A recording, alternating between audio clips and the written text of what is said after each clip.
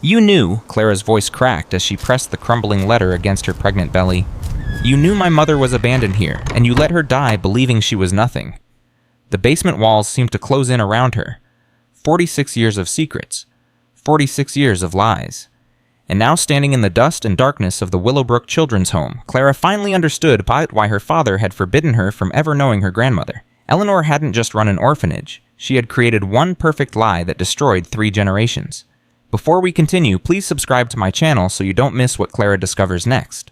Watch until the end and comment below which city you're watching from. I want to see how far this story travels.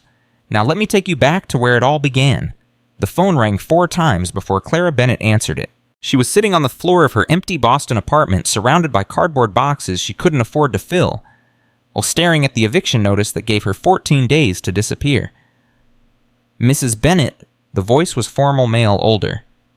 It's Miss now, Clara said flatly. Miss Bennett. The Mrs. part walked out 3 weeks ago when I told him I was pregnant.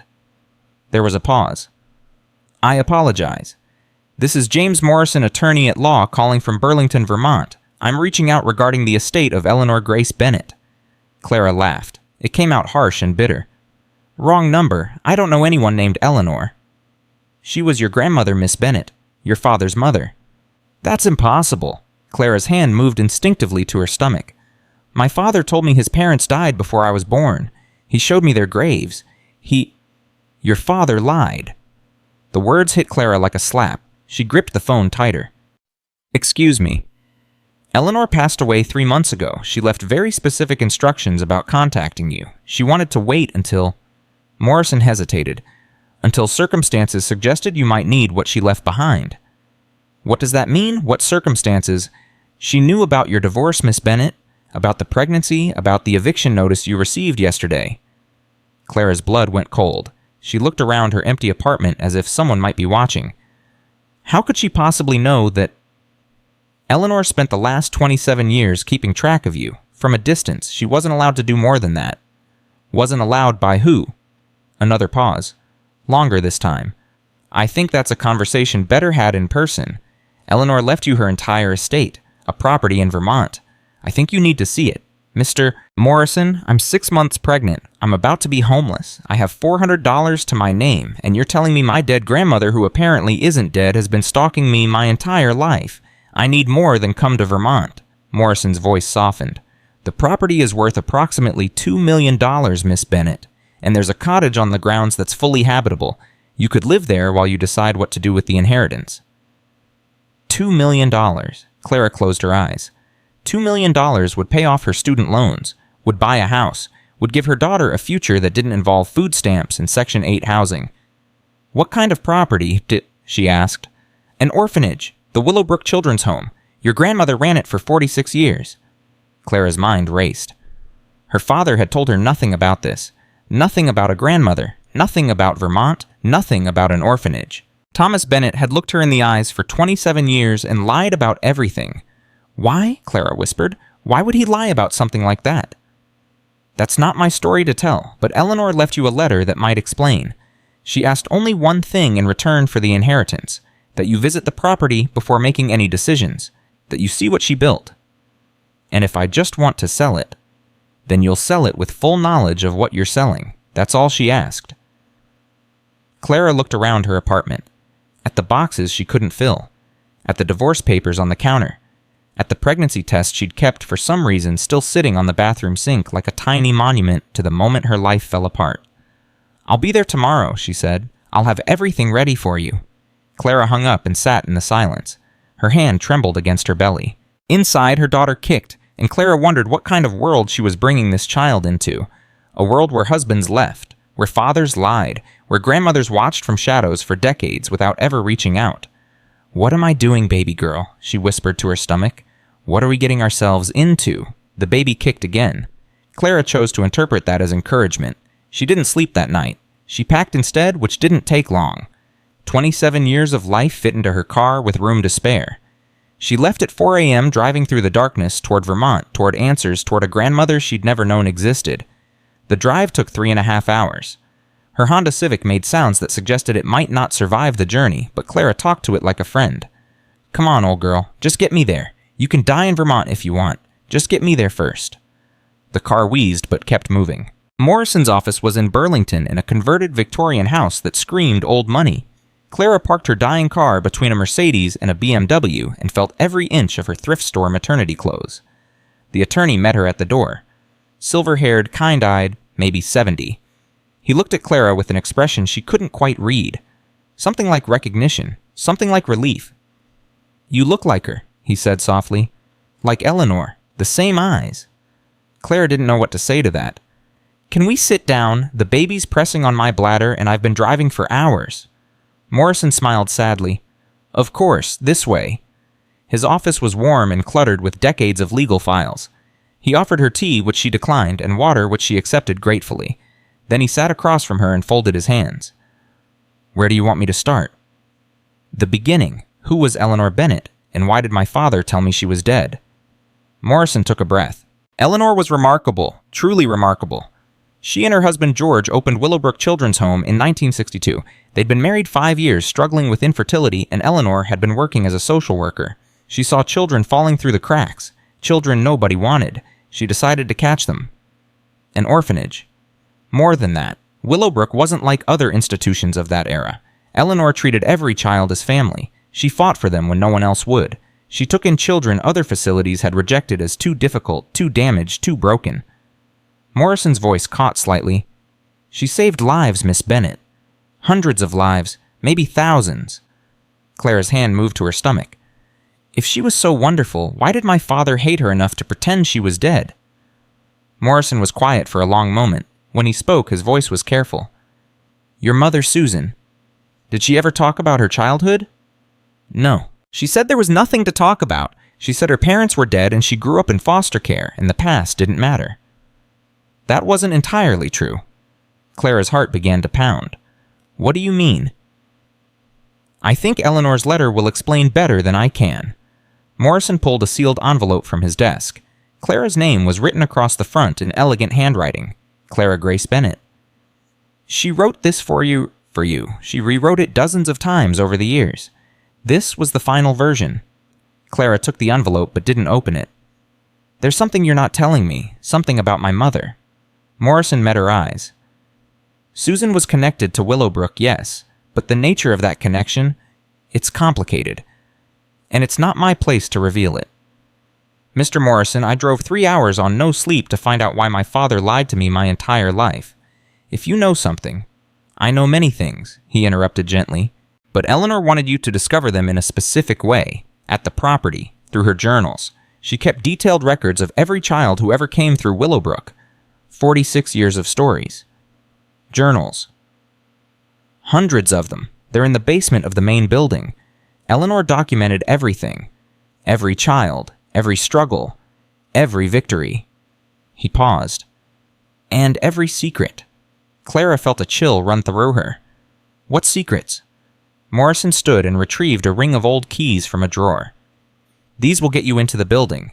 The main key is brass, the basement key is newer silver. The power is off in the main building, but there's an emergency lighting system that still works. The caretaker's cottage has full utilities." "You didn't answer my question." "I know." He handed her the keys. "Go to Willowbrook, Miss Bennett. Read the journals. Read Eleanor's letter. And then if you still have questions, call me." Clara wanted to argue, but something in Morrison's expression stopped her. He knew things, important things, but he wasn't going to tell her, not because he was cruel, but because Eleanor had asked him not to. "Fine," Clara said. "How do I get there?" "About an hour south. I'll write down the directions. Cell service is spotty once you turn onto Willowbrook Road, so don't rely on GPS for the last few miles." Clara took the paper he offered. "Mr. Morrison, you said Eleanor was watching me for 27 years. That she knew about my divorce, my pregnancy, everything. Why didn't she ever reach out? If she cared so much, why did she stay hidden?" Morrison's face crumpled slightly. For a moment, he looked very old and very sad. "Because your father threatened her.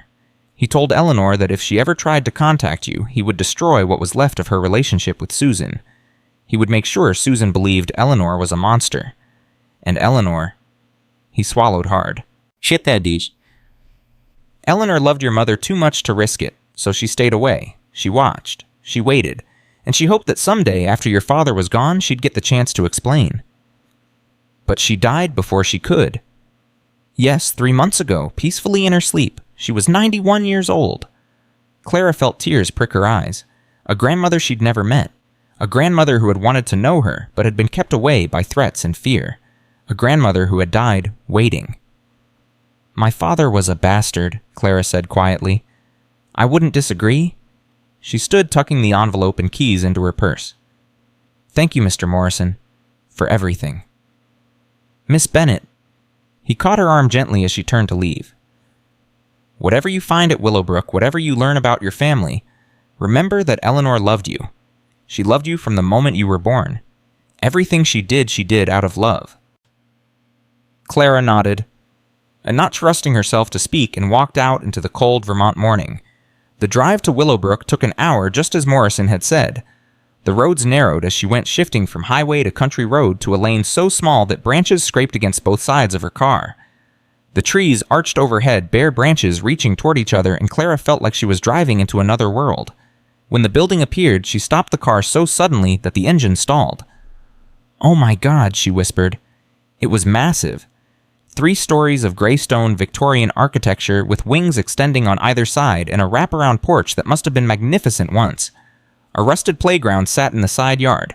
Outbuildings dotted the property, and everywhere evidence of decay, broken windows, peeling paint, vegetation consuming the walls. But even in ruin, it was beautiful. Clara sat in her car for a long time, one hand on her belly, staring at the building that her grandmother had built, the building that had been waiting for her. "This is crazy, Emma," she said out loud. "This is absolutely crazy. I'm 6 months pregnant. I have no money, no job, no plan, and I'm sitting outside an abandoned orphanage talking to myself." The baby kicked. Yeah, I hear you. Let's go see what Grandma left us." She got out of the car and walked toward the front porch. The steps groaned under her weight, but held. The keys were heavy in her hand as she found the brass one Morrison had described and fitted it into the lock. The door swung open with a creak that echoed through the darkness beyond. Clara stepped inside. The smell hit her first. Dust and old wood and something else, something sweet and faded. She turned on her phone's flashlight and swept it across the space. And then she stopped breathing. The hallway was lined with bulletin boards, and the bulletin boards were covered with children's drawings. Houses with stick figure families, rainbows, animals, sun and clouds and trees. Pictures that children had made probably decades ago, still hanging where they'd been pinned. Clara walked closer, her throat tight. One drawing caught her eye. A little girl with brown hair, standing in front of a big stone building. Underneath, in a child's shaky handwriting, "My home. Susan, age 7. Susan." Her mother's name was Susan. Clara's heart began to pound. She moved deeper into the building, her flashlight revealing more artifacts of the past. Small jackets hanging on hooks, tiny shoes arranged on shelves. A chalkboard in the main room still displaying a date, June 15, 2008. The last day. She climbed to the second floor where dormitories stretched down long hallways. Bunk beds with faded mattresses. Names carved into the wooden frames. Michael, Jennifer, David, Rosa. She read them as she walked these monuments to children who had slept here, dreamed. Here been loved here. And then she found it. A bunk near the window carved with care, Susan B., 1963 to 1980. Clara's knees went weak. She grabbed the bedpost to steady herself. Her mother had slept in this bed. Her mother had lived in this orphanage. Her mother had been one of the abandoned children Eleanor had taken in. But that was impossible. Susan had told Clara her parents were dead. Eleanor was Thomas's mother, not Susan's. Unless Susan hadn't known the truth. Unless Susan had been lied to, just like Clara. Clara practically ran back down the stairs, searching for the basement door Morrison had mentioned. She found it tucked under the main staircase, locked with a different lock, newer than the others. Her hands shook as she fitted the silver key into place. The door opened. Stairs descended into darkness. "This is a terrible idea," Clara said out loud. "I'm pregnant and alone and about to go into a creepy basement. This is how horror movies start." But she went anyway, because she had to know. She found a light switch. A single bulb flickered to life, revealing steep wooden steps. Clara descended carefully, one hand on the railing, one hand on her belly. The basement was not what she expected. It was dry, organized, almost clinical.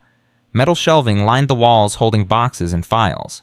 But what drew her attention was the far corner, a wooden desk surrounded by filing cabinets. and behind it, covering an entire wall, shelves packed with leather-bound journals.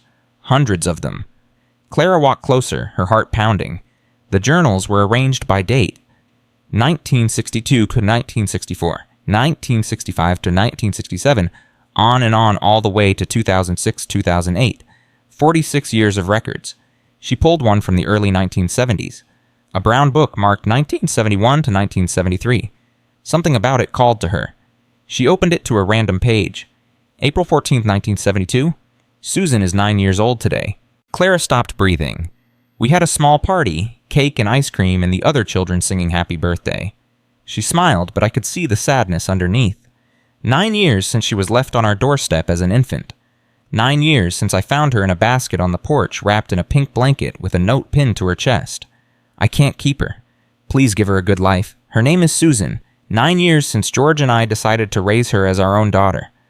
Clara's hands were shaking so badly she almost dropped the journal.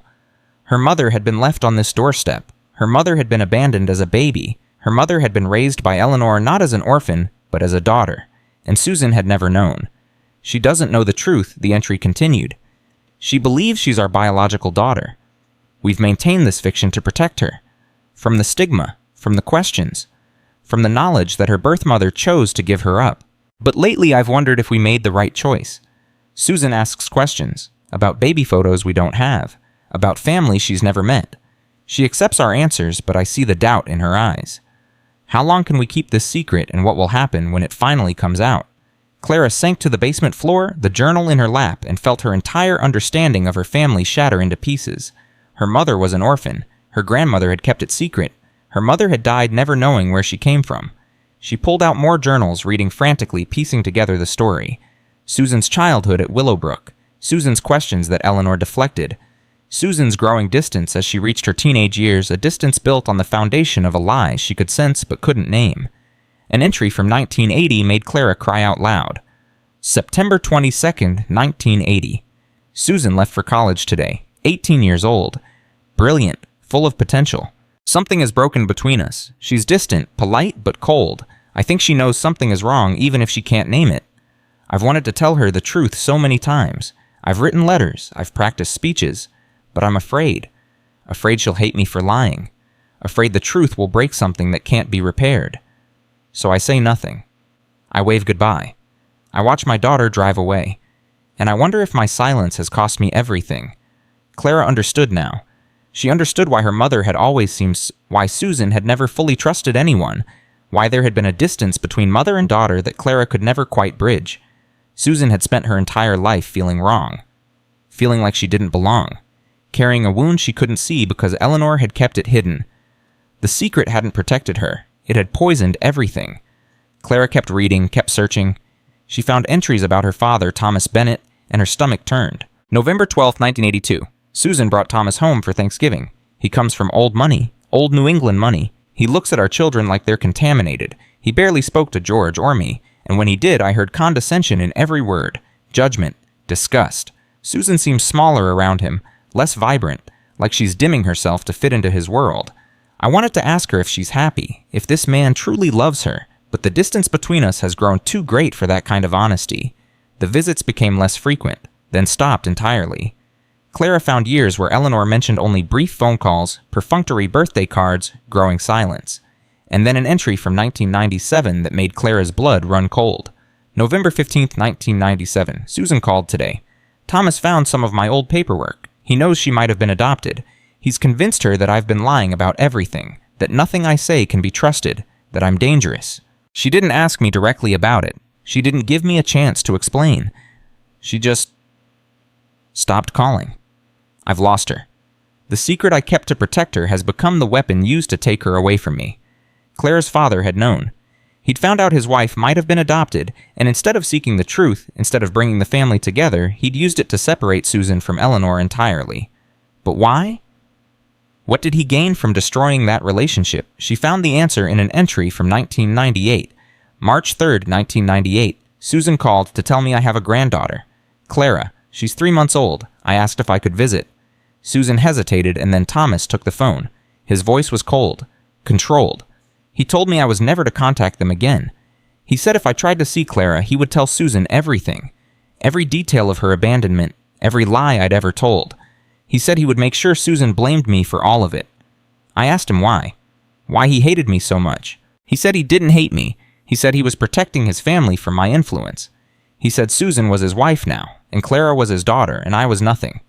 Just an old woman who ran a charity for throwaway children. I think he's afraid of me. Afraid that if Susan learned the truth, she might leave him. Afraid that if Clara knew me, she might not worship him the way he demands. He's a small man with a small heart. But he's won. Because I can't risk losing Susan completely. I can't let him tell her about her abandonment in the cruelest possible way. I can't let him use the truth as a weapon to hurt her. So I accept his terms. I stay away. I watch from a distance. And I hope that someday after he's gone, I'll have a chance to make things right. Clara was sobbing now. Full ugly sobs that shook her whole body. Her father had done this. Her father had kept her from her grandmother for 27 years. He had used threats and manipulation to isolate Susan from the woman who had raised her, loved her, wanted nothing but her happiness. And Susan had died. 4 years ago. Cancer. She'd died never knowing the truth about where she came from. Never knowing that Eleanor had loved her desperately. Never understanding why she'd always felt so lost. Clara pulled her grandmother's letter from her pocket. Her hands shook as she tore it open. My dearest Clara, if you're reading this, then I'm gone and you finally found your way to Willowbrook. I've waited 27 years for this moment. Your father was a cruel man. I don't know why. Perhaps he felt threatened by Susan's connection to me. Perhaps he was afraid that if she learned the truth, she would leave him. Perhaps he simply enjoyed having power over people. Whatever his reasons, he kept you from me. He kept Susan from me. And I was too afraid of losing my daughter entirely to fight back. That's my greatest regret. Not the secret I kept about Susan's adoption. I still believe I made that choice out of love, even if it was the wrong choice. No, my greatest regret is that I let Thomas win. I let his threats silence me. I let him steal 27 years of your life. Clara, your mother was the greatest gift of my life. She came to me in a basket with nothing but a blanket and a name. Susan. I fell in love with her the moment I saw her. I never stopped loving her. Not when she pulled away. Not when she stopped calling. Not when she died without ever truly knowing me. I made terrible mistakes with your mother. I thought protecting her from her origins would give her a better life. Instead, the secret created a wound that neither of us knew how to heal. Now Susan is gone, and you're all I have left. I'm leaving you Willowbrook because I believe you understand what it means to feel alone, to struggle without support, to wonder if anyone sees your value. You don't have to do anything with this place. You can sell it. Use the money, build a better life for yourself and your daughter. But if you choose to stay, if you choose to see what I saw in these walls, then I want you to know you won't be alone. This building has a family, hundreds of former residents who remember Willowbrook as the place that saved them. They'll help you if you ask. Look for Robert Chen. He was here in the 1970s. He's a contractor now. He's done all the maintenance for free for 20 years. Find Patricia Lawson. She was one of the last children before we closed. She's a social worker in Burlington. There are others, so many others. They remember my promise, and they'll help you keep it. No child will ever be turned away. That was my promise, and if you choose, it can be yours too. I love you, Clara. I've loved you since the moment I first held you, even though you don't remember it. I've loved you through every year of silence, every birthday I missed, every milestone I learned about secondhand. You come from a long line of women who chose love over fear, service over self-interest, hope over despair. Whatever you decide, know that you were always wanted, always seen, always loved. Your grandmother, Eleanor Clara, pressed the letter to her heart and wept until she had nothing left. She wept for Eleanor, who had spent decades watching from a distance, unable to reach the granddaughter she loved. She wept for Susan, who had lived and died without knowing her own story, carrying a wound she couldn't name. She wept for herself, who had grown up believing she had no family, no heritage, no roots, when all along this building full of stories had been waiting. And she wept for her daughter still growing inside her, who would never have to wonder if she was wanted. When the tears finally stopped, Clara stood. Her legs were stiff from sitting on the cold basement floor. Her eyes burned. Her throat ached. But something had shifted inside her. She climbed the stairs back to the main floor. Morning light was streaming through the broken windows, now painting the dusty air gold. She walked through the building again, but this time she saw it differently. Not as a burden to sell, not as a problem to solve, but as a gift, a purpose, a legacy. This building had saved thousands of children. Her mother had been the first, and now it could save thousands more. Clara pulled out her phone. Somehow, impossibly, she had 1 bar of service. She dialed Morrison's number. "Miss Bennett, is everything all right?" "I'm not selling," Clara said. Her voice was hoarse, but steady. "I'm staying. I'm going to reopen Willowbrook." There was a long pause. When Morrison spoke again, she could hear tears in his voice. "Eleanor always believed you would. She never stopped believing. Tell me how to find Robert Chen and Patricia Lawson. Tell me everyone who can help. I'll send you everything." Eleanor kept records of every child who ever lived here. Many of them have been waiting decades for this call. Clara ended the call and looked around the dusty room, at the small chairs waiting for children, at the chalkboard still displaying the last day, at the drawings on the walls faded but still full of hope. Her daughter kicked hard, and Clara smiled through her tears. "You hear that, baby girl?" she whispered. "Grandma Eleanor left us a mission, and we're not going to let her down. No child will ever be turned away, her grandmother's promise, and now Clara's too." The first call Clara made was to Robert Chen. She found his number in a file Morrison emailed her that same afternoon, a list of former Willowbrook residents updated over the years with addresses and phone numbers. Eleanor had kept track of them all, every single child who had ever passed through these doors. Robert's entry read Chen Robert, Willowbrook, 1971 to 1979, contractor, Burlington area, has volunteered maintenance work since 2004. Clara dialed before she could talk herself out of it. "Hello," the voice was gruff male, somewhere in his 60s. "Mr. Chen, my name is Clara Bennett. I'm Eleanor's granddaughter." Silence, then a sharp intake of breath. "Eleanor's... Did you say granddaughter?" "Yes, I just inherited Willowbrook. I'm at the property now." More silence. Clara could hear something in the background. Traffic, maybe. A construction site. "Mr. Chen, are you still there?"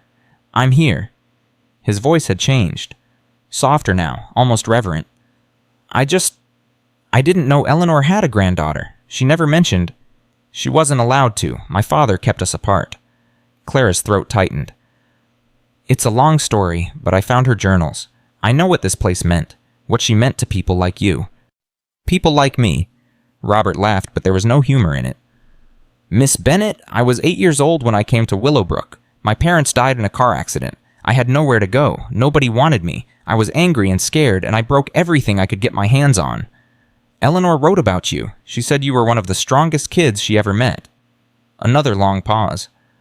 When Robert spoke again, his voice was thick. "She saved my life. She never gave up on me no matter how hard I pushed. She taught me how to build things instead of break them. She paid for my trade school. She came to my graduation." He cleared his throat.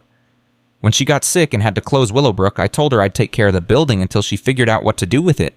I've been coming out there every month for 17 years. Clara felt tears building again. "I need help, Mr. Chen. I want to reopen Willowbrook, but I don't know how. I don't have money. I don't have connections. I'm 6 months pregnant, and I'm living in the caretaker's cottage, and I have no idea what I'm doing." "You're pregnant?" "Yes." "And you're alone?" "Yes." Robert was quiet for a moment. Then, "I'll be there tomorrow morning, 7 a.m. And Miss Bennett?" "Yes." "Call me Robert. Mr. Chen was my father." He hung up before Clara could thank him. That night, Clara slept in the caretaker's cottage for the first time. It was small but clean, with a working heater and hot water, and a bed that was more comfortable than anything she'd slept on in months. She lay in the darkness, one hand on her belly, and talked to her daughter. "Your great-grandmother built this place," she whispered. "She saved thousands of kids who had nobody, and now it's our turn to save it." The baby kicked in response. Clara smiled and closed her eyes. Robert Chen arrived at exactly 7 a.m. the next morning.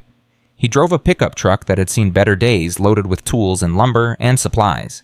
He was a compact man in his 60s, weathered face, calloused hands, eyes that had seen too much but hadn't given up. He stood in front of the main building for a long time, just looking. Clara watched him from the porch of her cottage, giving him space. Finally, he turned to her. "Last time I was here was 3 weeks before Eleanor died. She asked me to check the basement, make sure everything was secure down there." He walked toward Clara, his boots crunching on the gravel. "I didn't know what she was protecting. Now I understand." "The journals." "She was protecting you." Robert stopped in front of Clara, studying her face. "She told me once near the end that she had one more child to save. I thought she was confused. Her mind was going in and out, but she wasn't confused at all, was she? Clara shook her head. No, she wasn't. Robert nodded slowly. Okay, Miss Bennett, let's see what we're working with. They spent the entire day walking through the building together. Robert had a clipboard and a practiced eye noting every problem, every repair needed, every system that had failed in 17 years of neglect. The list was devastating. Roofs shot in 3 places, Robert said as they stood in a third-floor dormitory. Water damage in the east wing. Plumbing needs complete overhaul. Electrical is ancient, probably not up to code. Foundation solid, thank God, but everything else... He shook his head.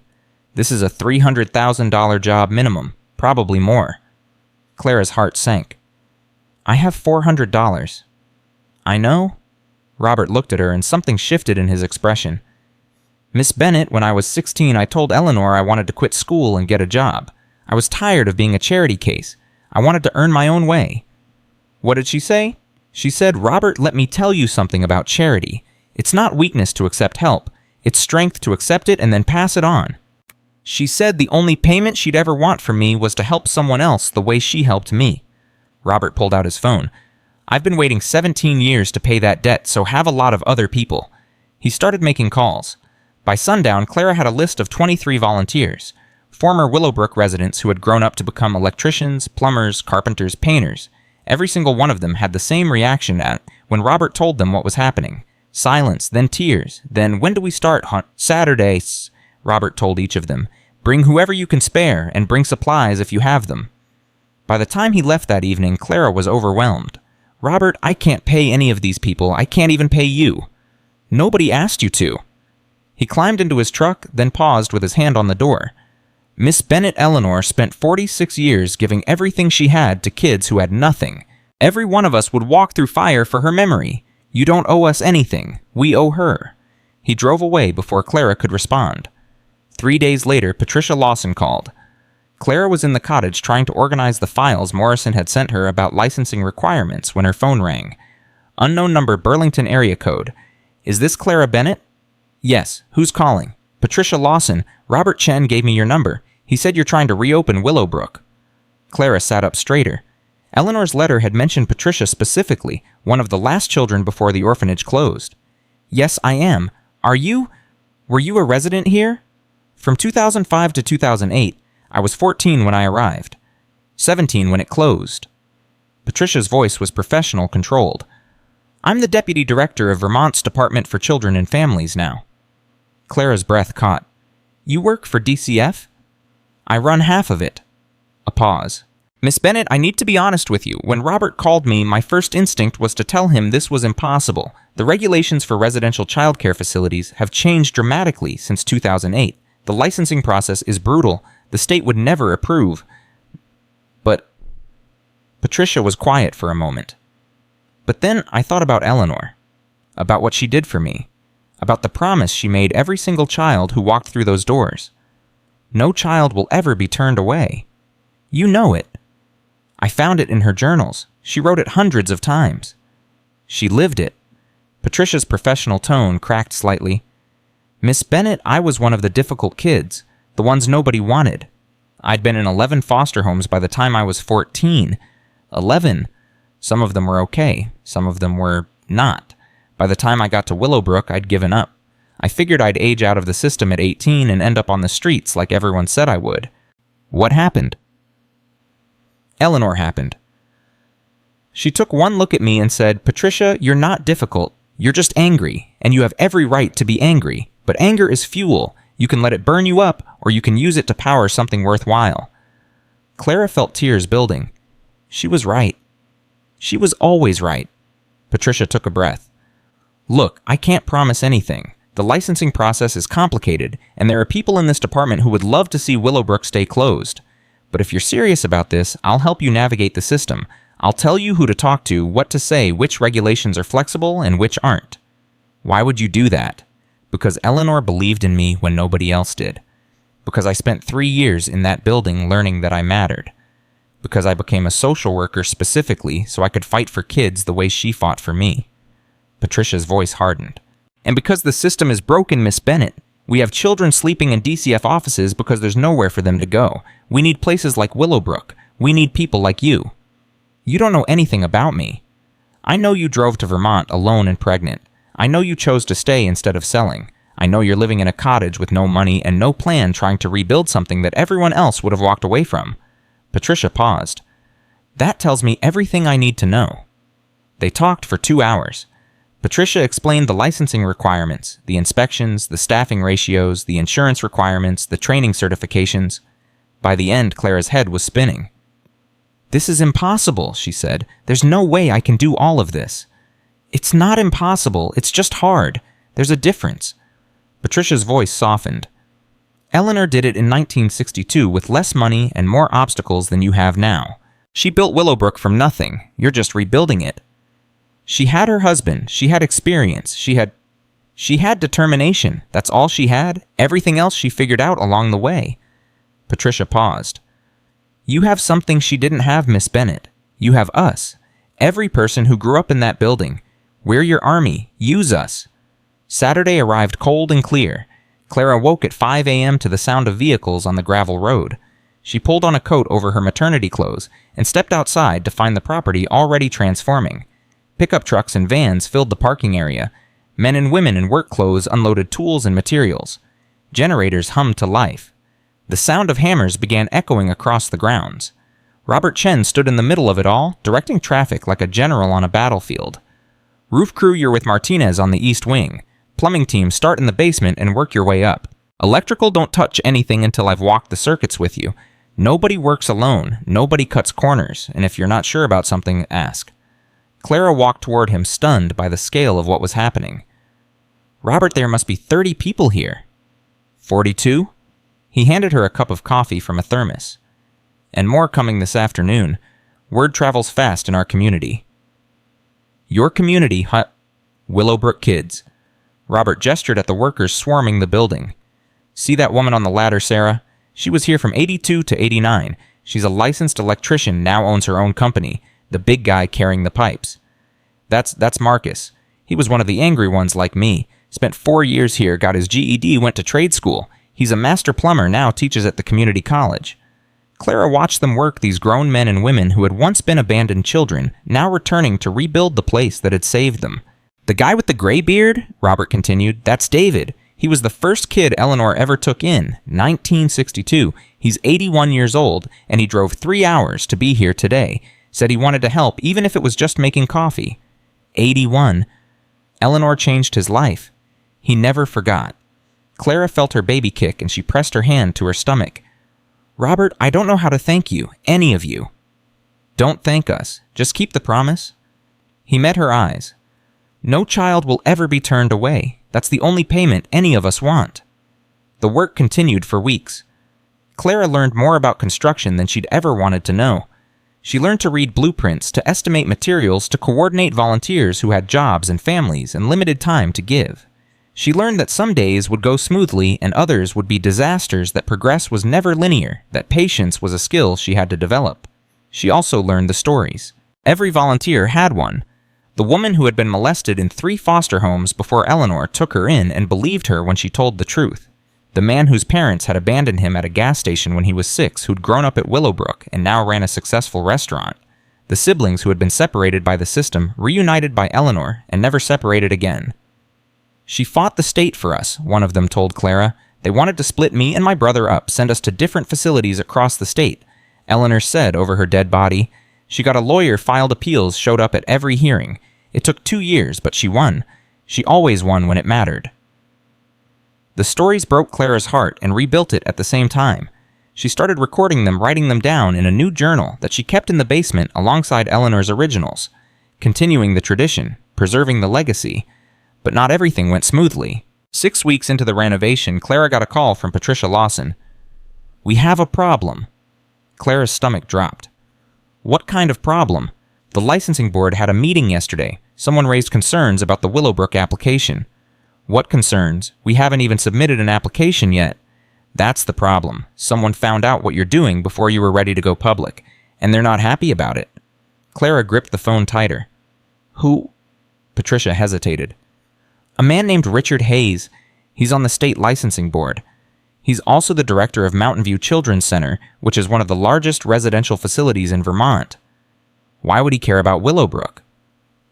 Because if you reopen, you become his competition. Mountain View gets most of the state contracts for difficult placements. They charge premium rates and provide minimum care. Eleanor fought with them for decades. She testified against their practices multiple times, made a lot of enemies. Clara felt cold. What can he do?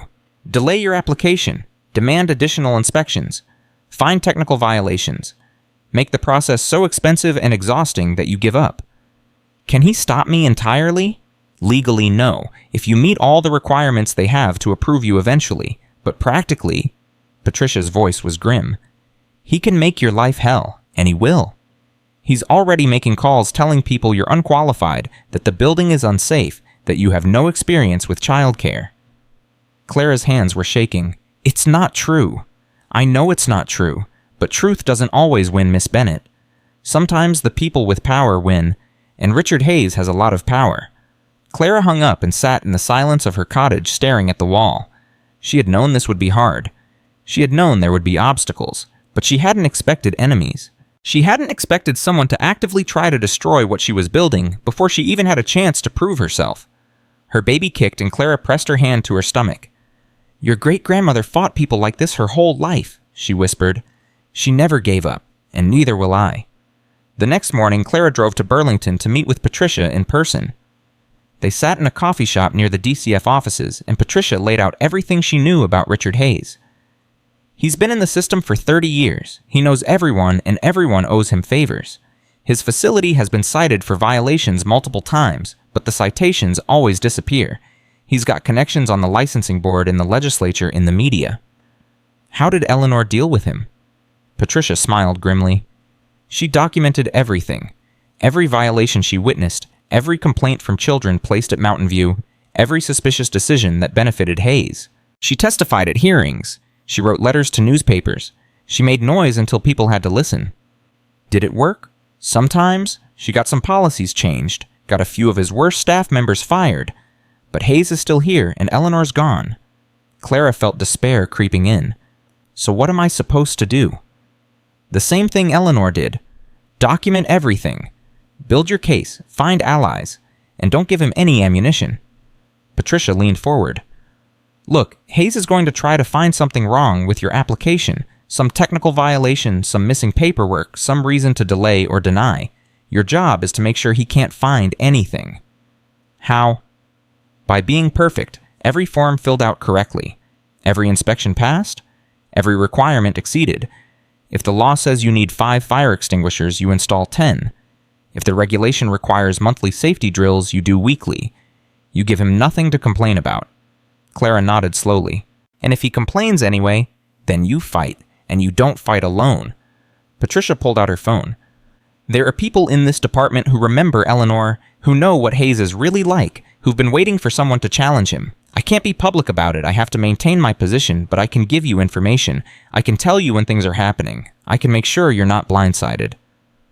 Why are you risking your career for this? Patricia was quiet for a moment. Because Eleanor asked me to. What? About a month before she died, Eleanor called me. She was lucid, clear-headed. She said she knew her time was short, but she believed someone was coming to take over Willowbrook. She said when that person arrived, she needed me to help them. She needed me to protect them from the people who would try to stop them. Clara's throat tightened. She knew I would come. She believed it. She had faith. Patricia met Clara's eyes. Eleanor spent her whole life having faith in people who'd been told they were worthless. She saw something in every child who walked through her doors, something worth fighting for, something worth believing in. She paused. She saw something in you too, Miss Bennett, before you even knew she existed. 3 days later, Richard Hayes made his first move. Clara was meeting with the volunteers reviewing progress on the renovation when a black SUV pulled into the parking lot. A man got out tall, silver-haired, expensive suit that looked out of place on the muddy grounds. Robert Chen stepped forward. Can I help you? I'm here to see Clara Bennett. The man's voice was smooth, practiced. I'm Richard Hayes, director of Mountain View Children's Center. I heard about your little project here and wanted to introduce myself. Clara walked over, keeping her expression neutral. Mr. Hayes, I've heard about you too. Hayes smiled. It didn't reach his eyes. I'm sure you have. People love to gossip in this industry. He looked around at the workers at the scaffolding and construction equipment. Quite an ambitious undertaking. Are you sure you know what you're getting into? I'm learning. Learning. Hayes nodded slowly.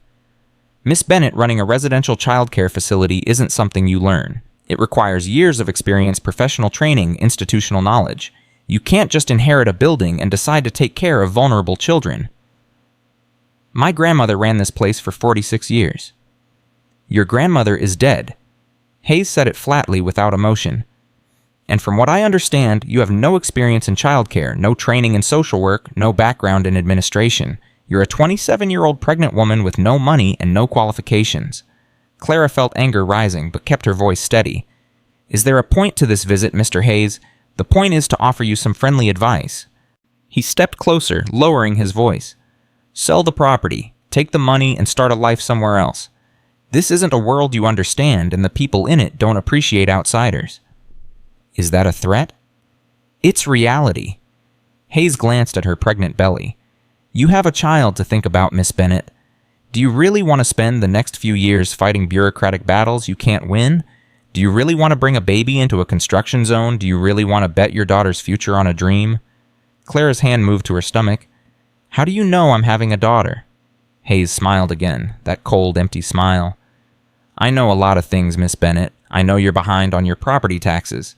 I know your car registration expired last month. I know you had a psychiatric evaluation during your divorce proceedings. Clara felt the blood drain from her face. That's confidential. Everything is confidential until someone decides to share it. Hayes shrugged. I'm not trying to scare you. I'm trying to help you understand the situation. You're alone. You're vulnerable. You're fighting against people who have been in this system for decades. You can't win. Eleanor won.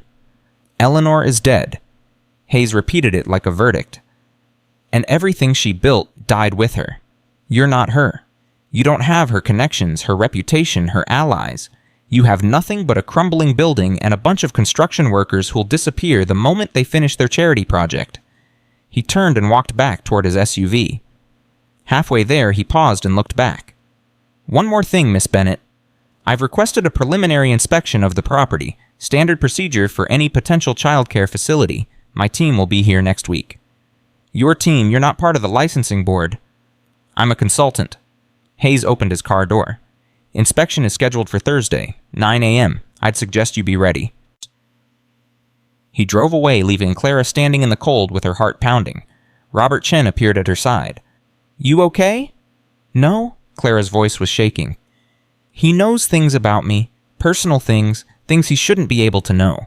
He's trying to intimidate you. It's working. Robert turned to face her.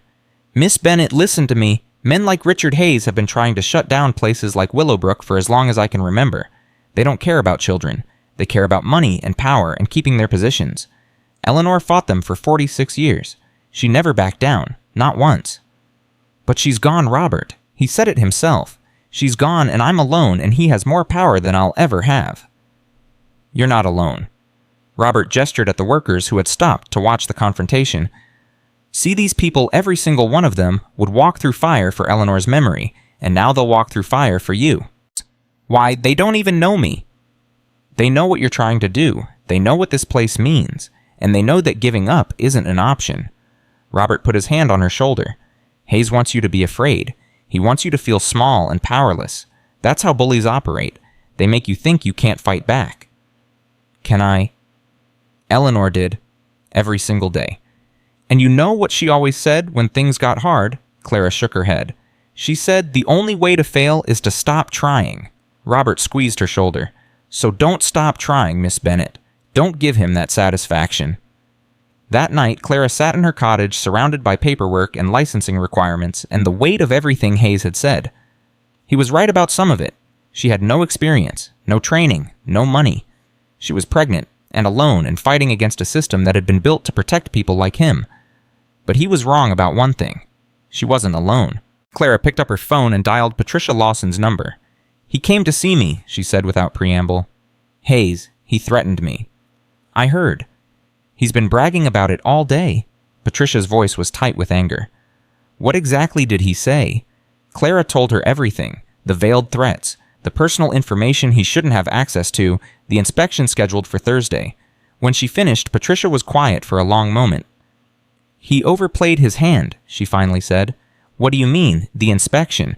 He doesn't have the authority to order a preliminary inspection. That has to come from the licensing board, and the board hasn't even reviewed your application yet." "So what do? "You file a complaint. You document everything he said. You make it official." Patricia's voice hardened. "Hayes has been operating in the shadows for too long. Everyone knows what he does, but nobody's willing to put their name on paper. If you're willing to be the first, what happens then? Then we have a fight, a real fight, and this time Hayes might not win." Clara stared at the wall at the shadows cast by her single lamp at the paperwork that represented everything she was trying to build. She thought about Eleanor, about the journals in the basement, about 46 years of fighting for children who had no one to fight for them.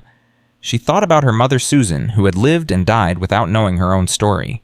She thought about her daughter growing inside her who would be born into this battle whether Clara wanted it or not. "I'll do it," she said. "I'll file the complaint. I'll put my name on paper." "Are you sure, once you start this, there's no going back? Hayes will come at you with everything he has." Clara pressed her hand to her stomach.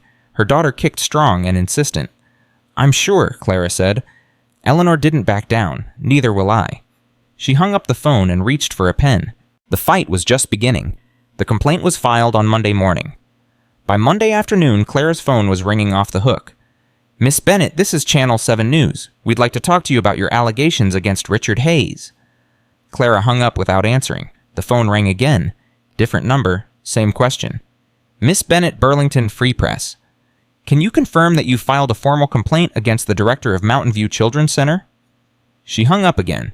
Patricia called 10 minutes later. "What did you do?" Clara demanded.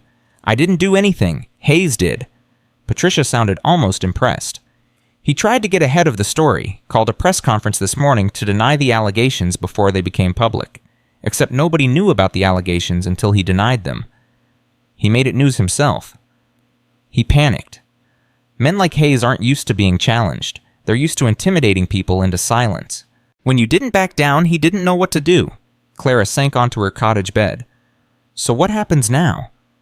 "Now everyone wants to know what he's so afraid of. Reporters are digging. Other people are coming forward.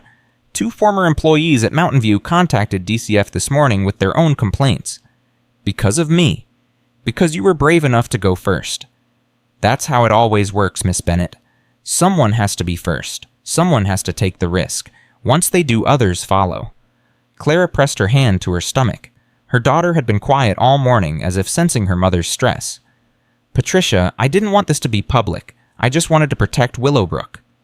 "I know, but sometimes protecting what you love means fighting in the open." Patricia paused. "There's something else.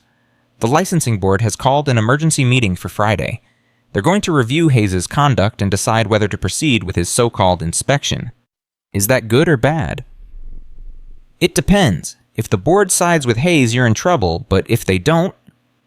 Patricia's voice carried a hint of hope. "If they don't, this could be the beginning of the end for him."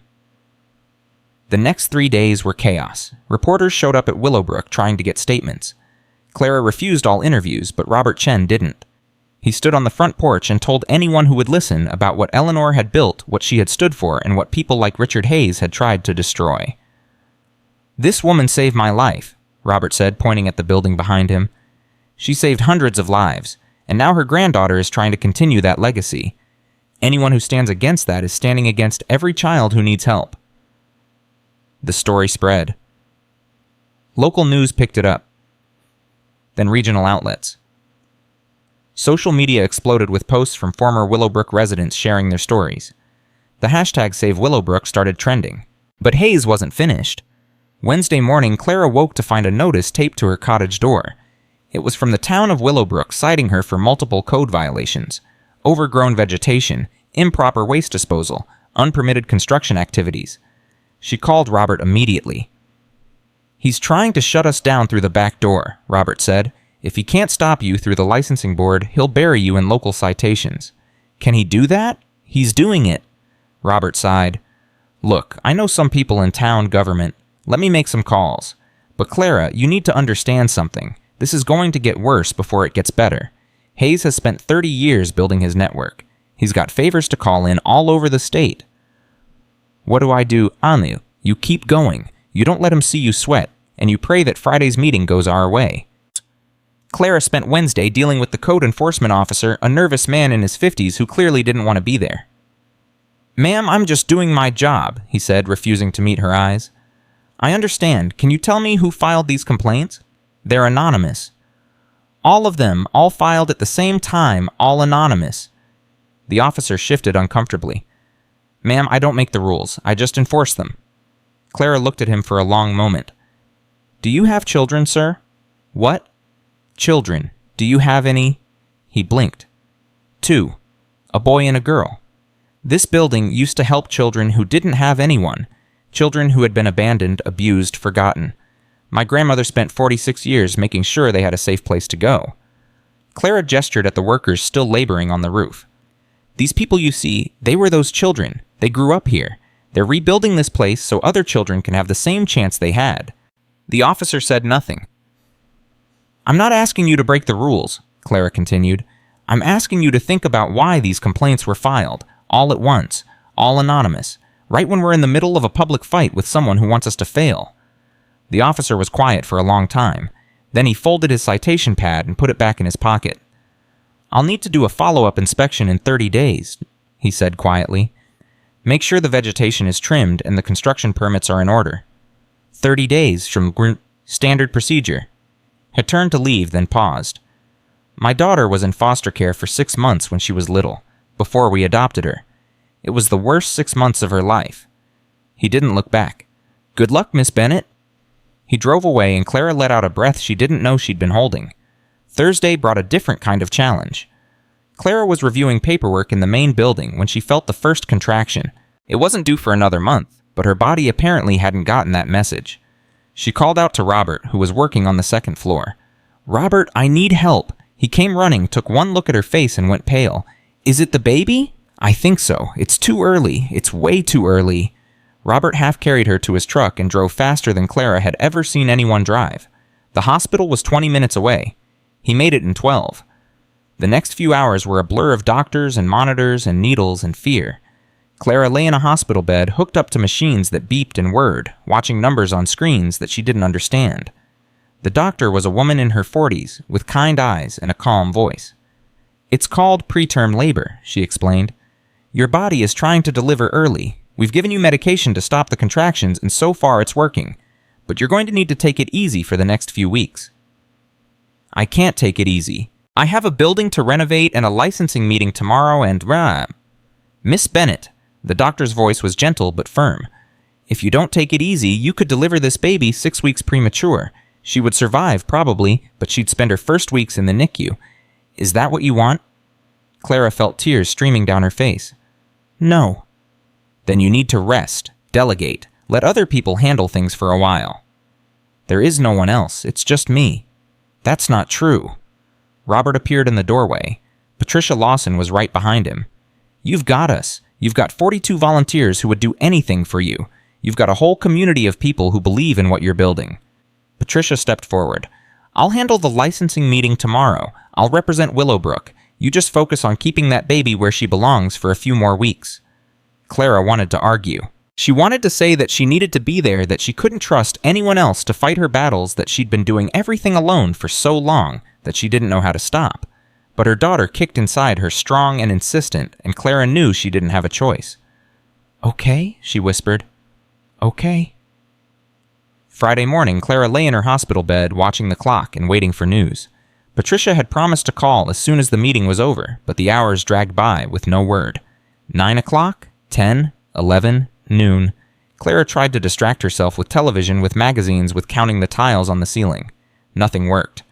Her mind kept returning to the meeting, to Hayes, to everything that was at stake. At 1:15, her phone finally rang. Patricia, what happened? We won. Patricia's voice was shaking, but not with fear. With something else. Joy, maybe. Or relief. Clara, we won. Shannon. What do you mean? The board voted 6-3 to censure Hayes. They're launching a formal investigation into his conduct, both regarding Willowbrook and regarding Mountain View. They've suspended his consulting privileges pending the outcome. Clara couldn't breathe. They actually stood up to him.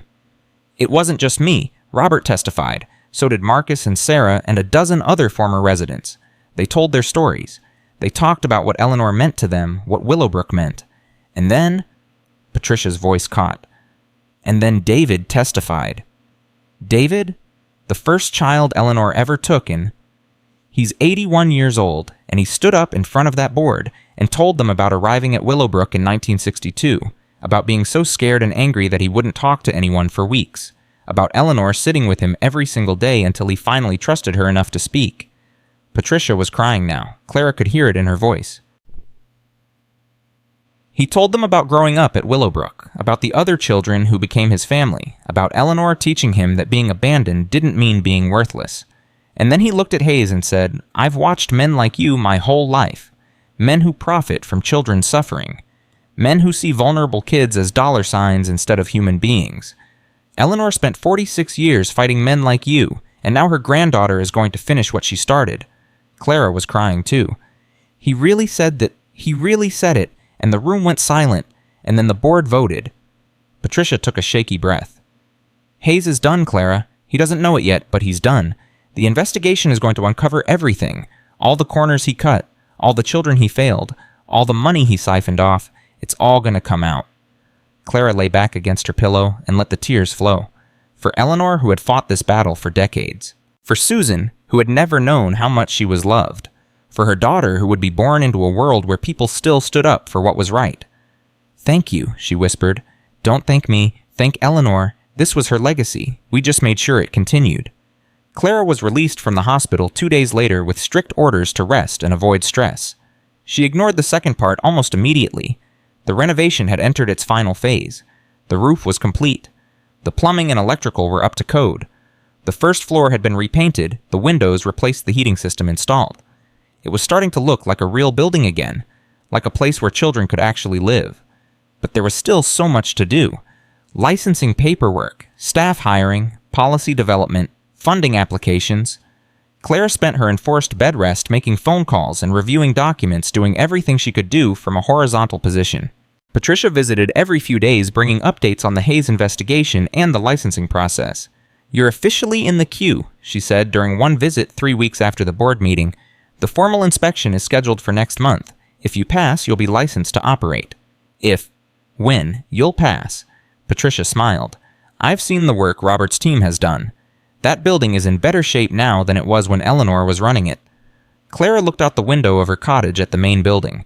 Workers were still there, putting finishing touches on the exterior. It was beautiful. It was actually beautiful. What about funding? Clara asked. Even if we're licensed, we can't operate without money. I've been working on that too. There are state contracts available for facilities willing to take difficult placements. The kids that nobody else wants. The ones with behavioral issues or medical needs or traumatic histories. The ones Eleanor always took? Exactly. The per diem rates are higher for those placements. It won't make you rich, but it'll cover operating costs. Patricia paused. There's also a private foundation that's expressed interest in supporting the reopening. They want to meet with you. What foundation? It's called the Bennett Family Trust. They've been dormant for years, but apparently Eleanor set it up decades ago, funded it with donations from former residents who wanted to give back. It's got almost $2 million in it. Clara stared at her. $2 million. Eleanor was planning for this, Clara, for years, maybe decades. She knew someone would come to continue her work. She wanted to make sure they had the resources to succeed. Clara's baby chose that moment to kick hard right against Clara's ribs. Ow. Clara pressed her hand to her stomach. Okay, I hear you. Patricia laughed. She's got opinions already. She's got her great-grandmother's stubbornness. Clara looked at Patricia. When is this meeting with the foundation? Whenever you're ready, but Clara, there's something you should know first. Patricia's expression grew serious. The foundation's board of directors. It's made up of former Willowbrook residents. People Eleanor asked specifically to oversee this money. Robert Chen is the chair, David is on the board, so are Sarah and Marcus and a few others you've met. Patricia smiled. They've been waiting years for this moment. They've been protecting that money, growing it, preparing it for Eleanor's successor. And now you're here. Clara felt tears building again. She seemed to cry constantly these days, though she blamed the pregnancy hormones. She thought of everything, Clara whispered. She always did. 2 weeks later, Clara's water broke. It happened at 3 in the morning while she was lying in bed reviewing licensing documents. One moment she was reading about fire safety requirements. The next she was calling Robert in a panic. "It's time! It's happening! I'm on my way." He arrived in 10 minutes and drove her to the hospital, breaking every speed limit along the way. The doctors confirmed what Clara already knew. Her daughter was coming ready or not. The labor lasted 14 hours. Clara had never experienced pain like this, had never imagined pain like this was possible, but she also had never felt so focused, so determined, so utterly present in a single moment. She thought about Eleanor during the worst contractions, about a woman who had spent 46 years caring for other people's children, fighting for them, loving them, about a grandmother who had watched from a distance for 27 years, waiting for the chance to connect with the granddaughter she'd never been allowed to know. She thought about Susan, her mother, who had been abandoned as an infant and raised with love, but also with a secret that had poisoned everything. Susan, who had died without knowing her own story, without understanding why she'd always felt so lost. And she thought about her daughter, this baby who was about to enter the world. This child who would grow up knowing exactly who she was and where she came from. This little girl who would never have to wonder if she was wanted.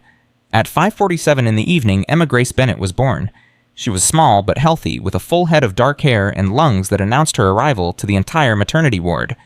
The nurses placed her on Clara's chest, and Clara looked into her daughter's eyes for the first time. "Hi, baby girl," Clara whispered. "I'm your mom, and I have so much to tell you." Emma blinked, albeit yawned, and promptly fell asleep. Robert was the first visitor allowed into the room. He stood in the doorway, this tough-weathered contractor who had seen everything, and his eyes filled with tears. "She's beautiful," he said. "She's perfect." Clara looked up at him. "Robert, I want to ask you something." "Anything." "Eleanor's trust, the foundation. You've been protecting that money for years, waiting for the right person to come along." "That's right. I want you to release it, all of it. Put it into Willowbrook, into the renovation, the staffing, the programs, everything we need to open." Robert nodded slowly. "Are you sure that money is your safety net? If things go wrong?" "They won't go wrong." Clara looked down at Emma, at this tiny, perfect person who represented everything she was fighting for.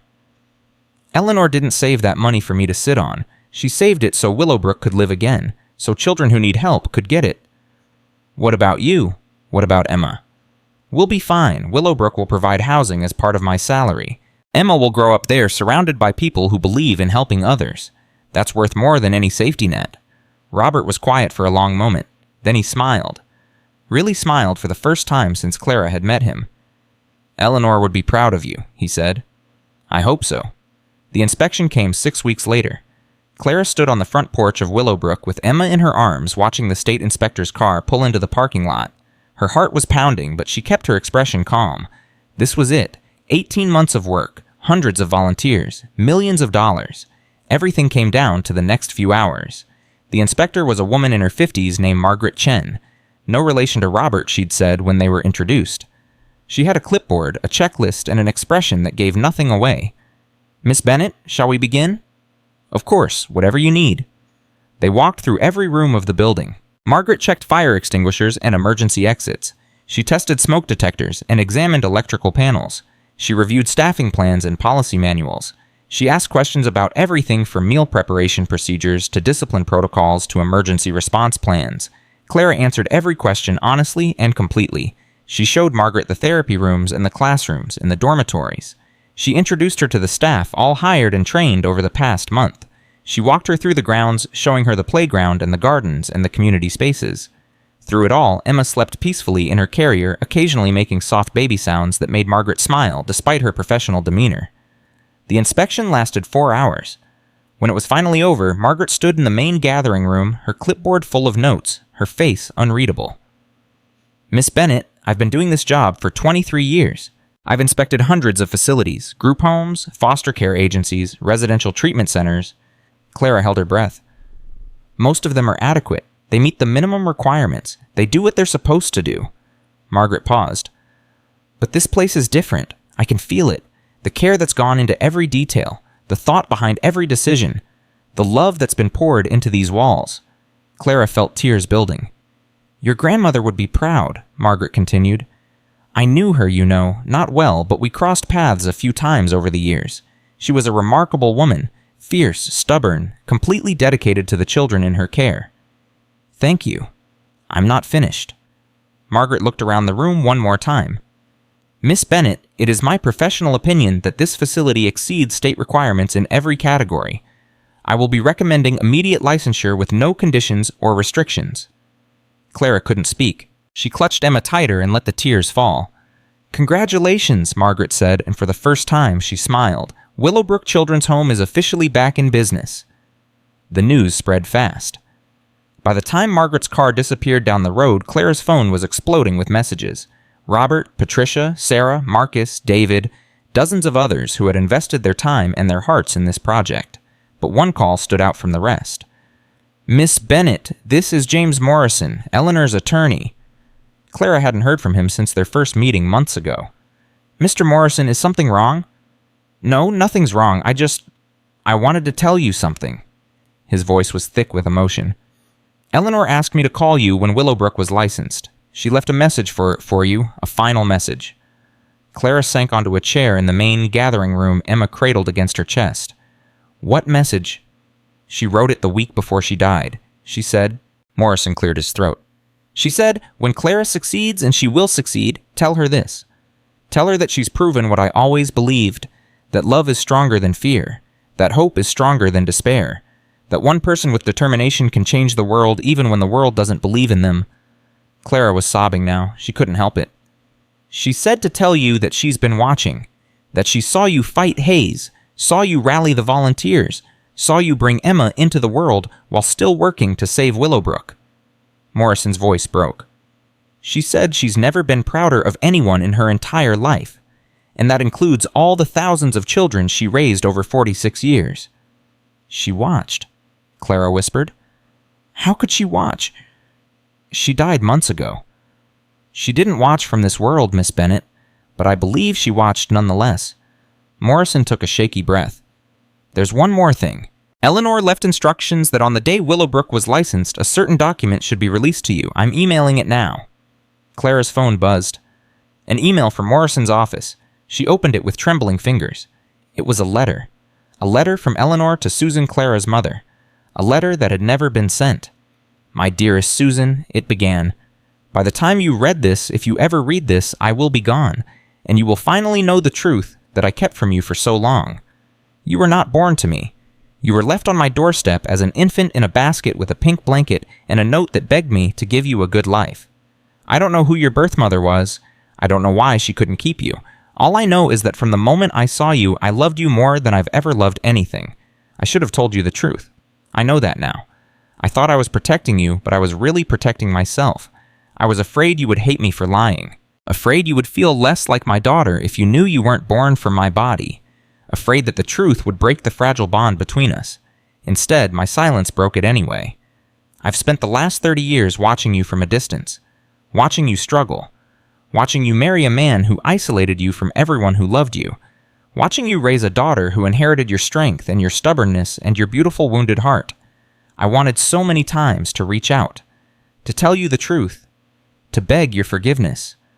But Thomas made that impossible, and I was too weak to fight him. Susan, if you're reading this, please know one thing. You were wanted. From the moment you arrived on my doorstep, you were wanted. I chose you. I fought for you. I dedicated my life to making sure you had every opportunity I could give you. You are my daughter. Not by blood, but by choice. And that choice was the best decision I ever made. I love you. I have always loved you. I will always love you. Please forgive me. Your mother, Eleanor. Clara read the letter 3 times. Tears streaming down her face. This was the truth that had destroyed her family. The secret that had created the distance between Eleanor and Susan that had allowed Thomas to manipulate and isolate that had left 3 generations of women disconnected from each other. But it was also a love letter. A desperate, heartbroken declaration from a mother to the daughter she had lost. Clara looked at Emma sleeping peacefully in her arms and made a promise. I'll tell you everything, she whispered. Every story, every secret, every truth about who you are and where you come from. You'll never have to wonder. You'll never have to guess. You'll know that you're loved completely and unconditionally from the very first moment of your life." Emma yawned and snuggled closer. Clara stood up and walked to the basement stairs. She descended carefully, Emma secure in her carrier, and made her way to Eleanor's desk. The journals lined the walls. 46 years of stories. Thousands of children. One woman's dedication captured in page after page of careful handwriting. Clara pulled out the empty journal she'd bought weeks ago. She'd been planning to start writing her own record continuing Eleanor's tradition. But she hadn't known where to begin. Now she did. She opened to the first page, picked up a pen, and began to write. June 15th, 2025. 17 years to the day since Willowbrook closed its doors for the last time. Today, those doors open again. I don't know what the future holds. I don't know how many children we'll help, or what challenges we'll face, or whether I'll be able to live up to the legacy my grandmother left behind. But I know one thing. No child will ever be turned away. That was Eleanor's promise. It was the promise she made to my mother, even if my mother never knew it. It was the promise she made to thousands of children over 46 years. And now it's my promise too. To Emma, my daughter. To the children who will come through these doors. To the memory of a grandmother I never knew, but who loved me from the day I was born. This building is more than stone and wood. It's more than bedrooms and classrooms and gathering spaces. It's hope. It's second chances. It's the belief that every child deserves someone who will fight for them. Eleanor believed that. My mother believed it too, even if she didn't know where that belief came from. And now I believe it. Willowbrook Children's Home is open, and the story is just beginning. Clara closed the journal and looked around the basement, at the shelves of records that represented her grandmother's life work, at the desk where Eleanor had sat night after night documenting the children in her care. Emma stirred and opened her eyes. She looked up at Clara with that curious, unfocused gaze that newborns have, as if she was seeing something just beyond the visible world. "Welcome to Willowbrook, baby girl," Clara said softly. "This is your home. This is your legacy. And someday when you're ready, it'll be your turn to carry it forward." Upstairs, Clara could hear voices. Robert and Patricia and the staff preparing for the grand reopening celebration that was scheduled for tomorrow. Former residents were coming from all over the country. Reporters wanted interviews. The governor had sent a congratulatory letter. But for this moment, Clara stayed in the basement with her daughter and her grandmother's journals and the weight of everything that had led to this moment. She had come to Willowbrook pregnant, homeless, and alone. She was leaving this basement as the director of a licensed childcare facility, a mother, and part of a family larger than she had ever imagined. Eleanor's voice seemed to whisper through the pages of the journals surrounding her. No child will ever be turned away, and now finally that promise would be kept. The first child arrived 3 days after the grand reopening. Clara was in her office, buried in paperwork, when Patricia called. "We have an emergency placement. 11-year-old girl named Jasmine. She's been in 7 foster homes in the past 2 years. The last family just brought her back to DCF and said they couldn't handle her anymore." Clara's heart clenched. "What happened?" "She set fire to their garage." "She what?" "Small fire. No one was hurt, but the family is done, and no other foster home in the state will take her." Patricia paused. "Clara, this kid has been labeled a lost cause. Everyone has given up on her. She's exactly the kind of child Eleanor would have taken in without hesitation." Clara looked at Emma sleeping peacefully in her bassinet beside the desk. 3 days old, a brand new facility, an untested staff, and now an 11-year-old arsonist. "When can you bring her?" "I'm already on my way." Patricia arrived an hour later. She walked through the front door with a small, thin girl who looked like she was ready to fight the entire world. Jasmine had dark hair, pulled back in a messy ponytail, eyes that burned with defiance, and a jaw set so tight it looked like it might crack. Clara approached slowly, keeping her voice soft. "Hi, Jasmine, I'm Clara. Welcome to Willowbrook." "I don't want to be here." "I understand." "I don't want to be anywhere, so don't think you're special." Clara nodded. "I don't think I'm special, but this place might be. Want to see your room?" Jasmine's eyes narrowed. "What's the catch?" "No catch." "There's always a catch. You people always want something. Good behavior, gratitude, some kind of performance that proves I'm worth the trouble." Jasmine crossed her arms. "I'm not worth the trouble. Just ask anyone." Clara felt her heart breaking for this child. This angry, wounded, terrified child who had been told so many times that she was disposable that she'd started to believe it. "Jasmine, I'm going to tell you something my grandmother used to say to every child who walked through these doors. Are you listening?" "Whatever." "She said, you are wanted here. You are safe here, and no matter what happens, you will never be turned away." Jasmine's expression flickered. Just for a second, a crack in the armor. "That's crap." "Maybe, but it's also true." Clara gestured toward the stairs. "Your room is on the second floor. You have your own space, your own bed, your own dresser. You can decorate it however you want." "What if I set it on fire?" Clara met her eyes steadily. "Then we'll put out the fire and talk about why you felt like you needed to start it." Jasmine stared at her for a long moment. Something shifted in her expression. Not softening exactly, but something. "Fine. Show me the room." The first week was brutal. Jasmine tested every boundary, challenged every rule, pushed every staff member to their breaking point. She screamed. She threw things. She refused to eat, then stole food from the kitchen in the middle of the night. She told Clara she hated her at least 15 times. Clara took it all without flinching. "You don't have to like me," she told Jasmine during one particularly explosive confrontation. "You don't have to trust me. You don't have to do anything except exist. I'm not going anywhere, and neither are you." "Why?" Jasmine demanded.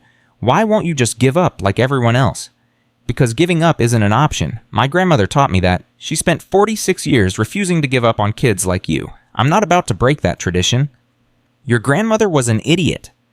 "Maybe, but she was my idiot. And now this place is mine. Which means you're stuck with me." Clara paused. "And Jasmine, I've got a 2-week-old baby and approximately 4 hours of sleep in the last 3 days. You're not even close to the hardest thing I'm dealing with right now." Jasmine actually laughed. Just a small sound quickly suppressed, but Clara caught it. Progress. The second child arrived a week later.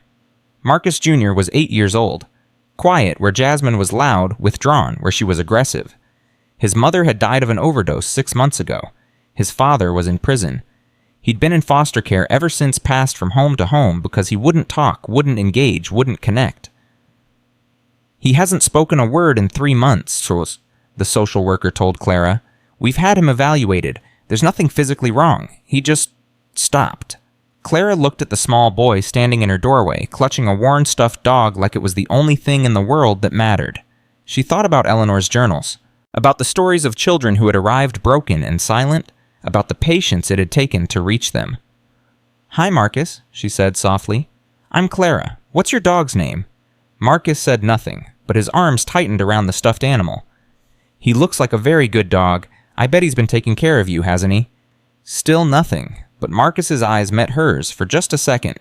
"You and your dog are safe here," Clara continued. "You don't have to talk if you don't want to, but I want you to know that when you're ready, I'll be here to listen."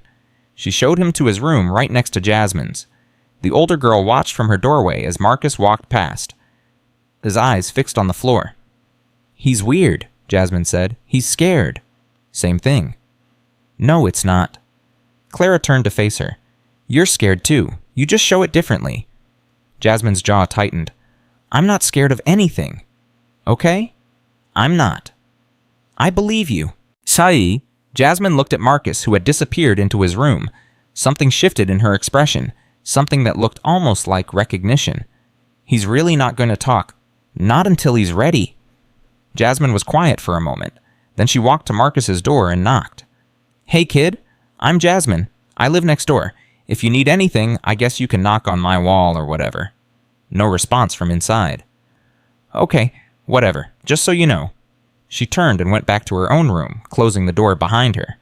Clara watched, feeling something warm spread through her chest.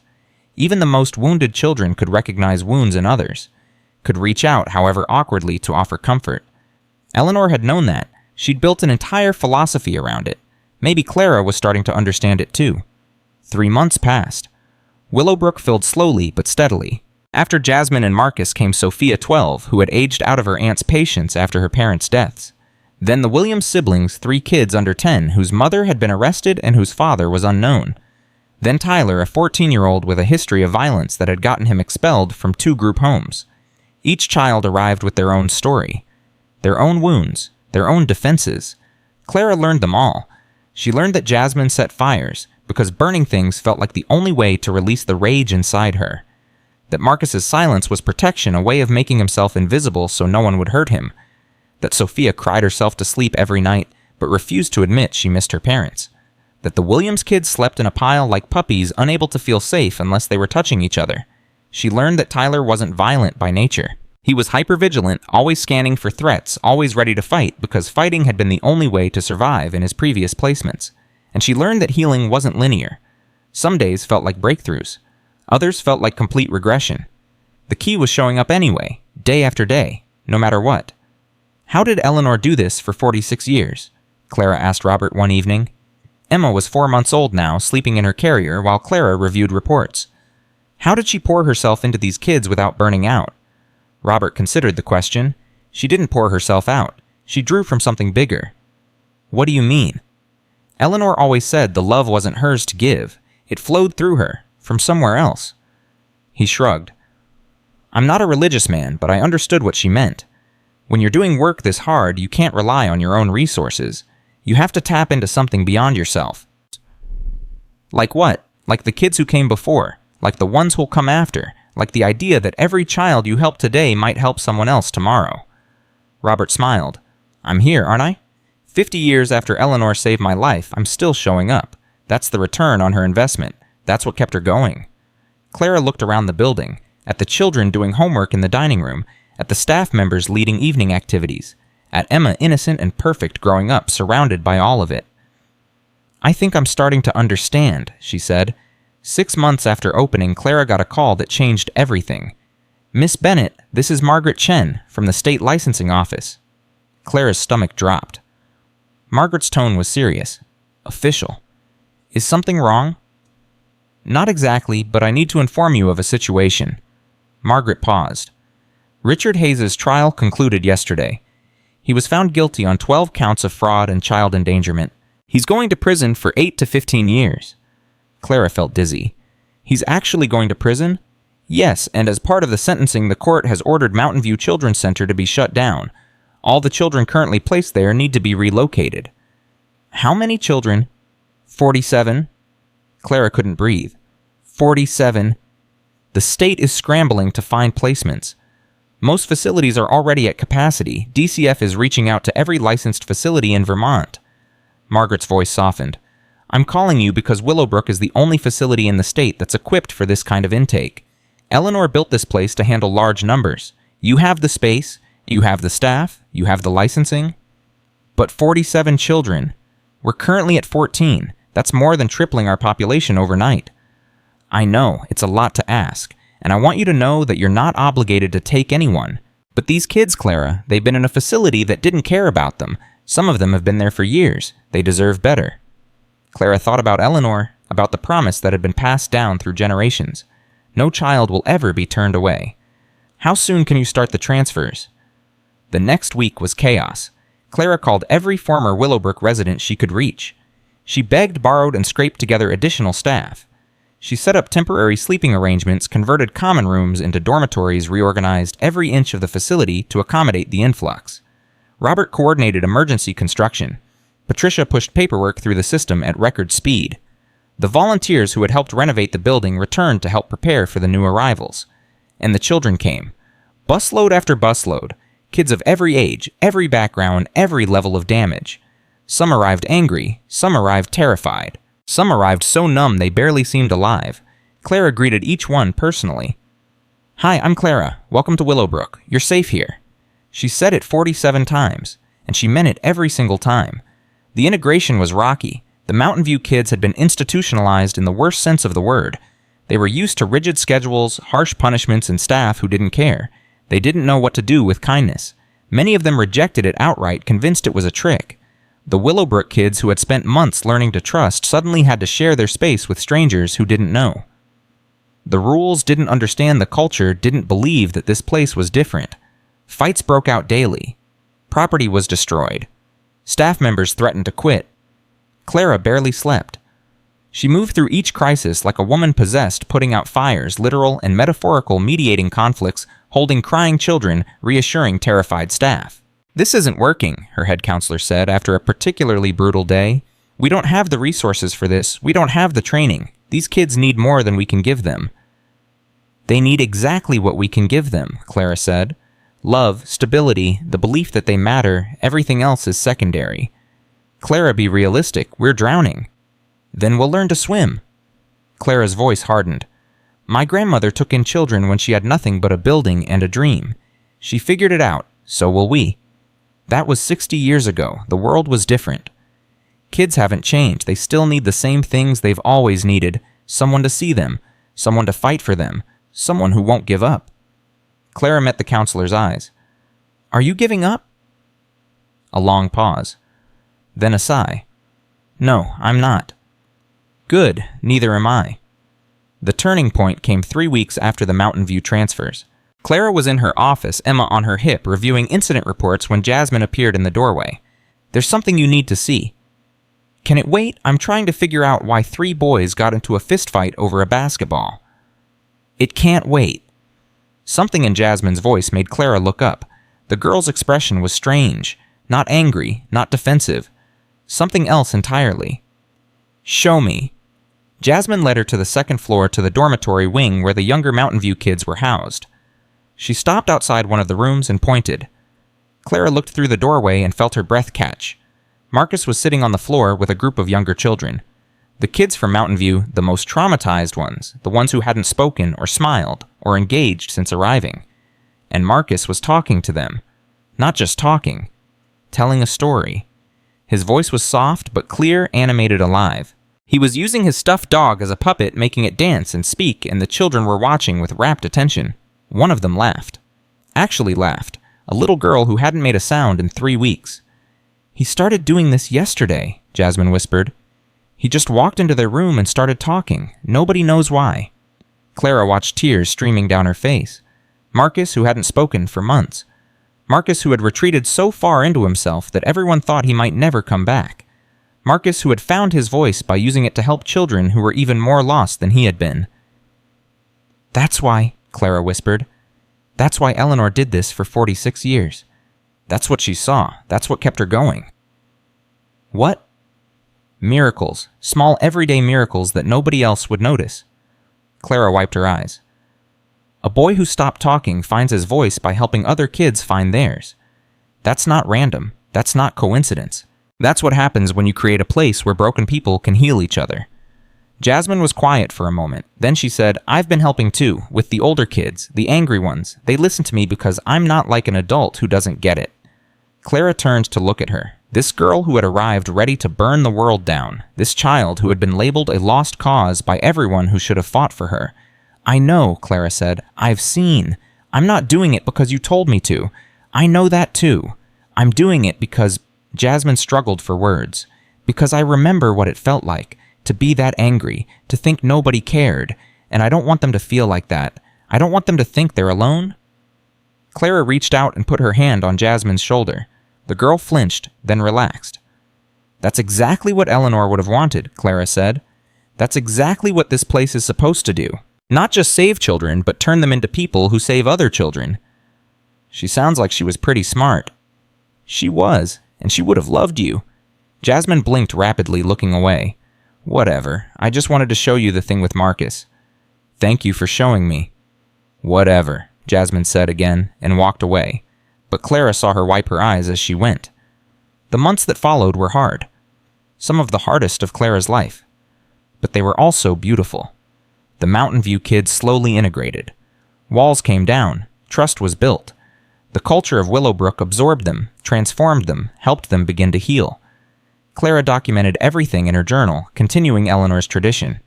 Every breakthrough, every setback, every small moment that reminded her why this work mattered. July 4th. Tyler asked if he could help in the kitchen today. First time he's volunteered for anything. Chef Maria said yes without making a big deal about it. By dinner, he was chopping vegetables and actually smiling. August 12th. The Williams siblings had a birthday party for their youngest. All 58 kids showed up, even the ones who usually isolate. The birthday girl said it was the best day of her life. September 3rd. Jasmine told me she wants to become a social worker when she grows up. She wants to work with difficult kids because someone needs to tell them they're not as bad as everyone says. October 17th. Marcus read a story out loud to the entire dining hall during dinner. His voice was strong and clear. When he finished, everyone applauded. He smiled so big I thought his face might crack. November 22nd, our first Thanksgiving with all 60 kids. We barely had enough turkeys. The noise was deafening. It was perfect. 1 year after opening, Clara stood on the front porch of Willowbrook, Emma toddling at her feet, and watched the sunset paint the sky in shades of gold and pink. Robert joined her, handing her a cup of coffee. "Hell of a year," he said. "Hell of a year," she agreed. "You did good, Clara. Eleanor would be proud." "I hope so. I know so." Robert looked out at the grounds, at the children playing in the yard, at the staff members chatting as they finished their shifts. "When I first came here as a kid, I thought I was worthless. I thought the world had thrown me away and I deserved it. Eleanor spent 8 years convincing me otherwise. 8 years of showing up every single day, no matter how hard I pushed her away. You were worth it. I know that now, but I didn't know it then." Robert turned to face her. "That's the thing about this work, Clara. You don't see the results right away. Sometimes you don't see them for decades, but they come. They always come. Every kid you help today will help someone else tomorrow. Every act of love ripples outward forever." Clara felt tears building. She seemed to cry a lot these days. But they were good tears. Tears of gratitude and exhaustion and overwhelming love. "Thank you, Robert, for everything." "Don't thank me, thank Eleanor." He smiled. "I'm just paying forward what she gave me." That night, after Emma was asleep, Clara went to the basement. She sat at Eleanor's desk, surrounded by journals spanning more than 60 years now. Eleanor's collection, plus her own contributions growing month by month. She pulled out her current journal and began to write. 1 year. 61 children served. Countless challenges overcome. A team of staff members who believe in this mission as deeply as I do. I still don't know if I'm doing this right. Some days I feel completely overwhelmed. Some nights I lie awake wondering if I'm making a difference or just going through the motions. But then I see Jasmine helping a younger kid with homework. I see Marcus leading a group of silent children out of their shells. I see the Williams siblings sleeping peacefully, secure in the knowledge that no one will take them from each other. And I remember why I stayed. Eleanor left me more than a building. She left me a purpose, a family, a reason to get up every morning and fight for children who have no one else to fight for them. She also left me a promise. No child will ever be turned away. I've kept that promise for 1 year. I intend to keep it for many more. Clara closed the journal and looked around the basement, at the shelves of records, at the desk where generations of women had sat documenting their work, preserving the stories of children who might otherwise be forgotten. She thought about her mother Susan, who had been the first child saved by these walls, who had lived and died without knowing her own story. She thought about Emma upstairs in her crib, who would grow up knowing exactly who she was and where she came from. And she thought about Eleanor, her grandmother, who had loved her from a distance for 27 years and had finally found a way to bring her home. "Thank you," Clara whispered to the empty room. "Thank you for believing in me. Thank you for leaving me this place. Thank you for giving me something worth fighting for." The basement was silent, but Clara could have sworn she felt something, a presence, a warmth, a sense of being seen and loved and supported from somewhere beyond the visible world.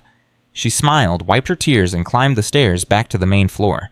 Tomorrow would bring new challenges. New children would arrive. New crises would emerge. The work would continue endless and exhausting and more meaningful than anything Clara had ever done. But tonight she would sleep, and tomorrow she would wake up and do it all again.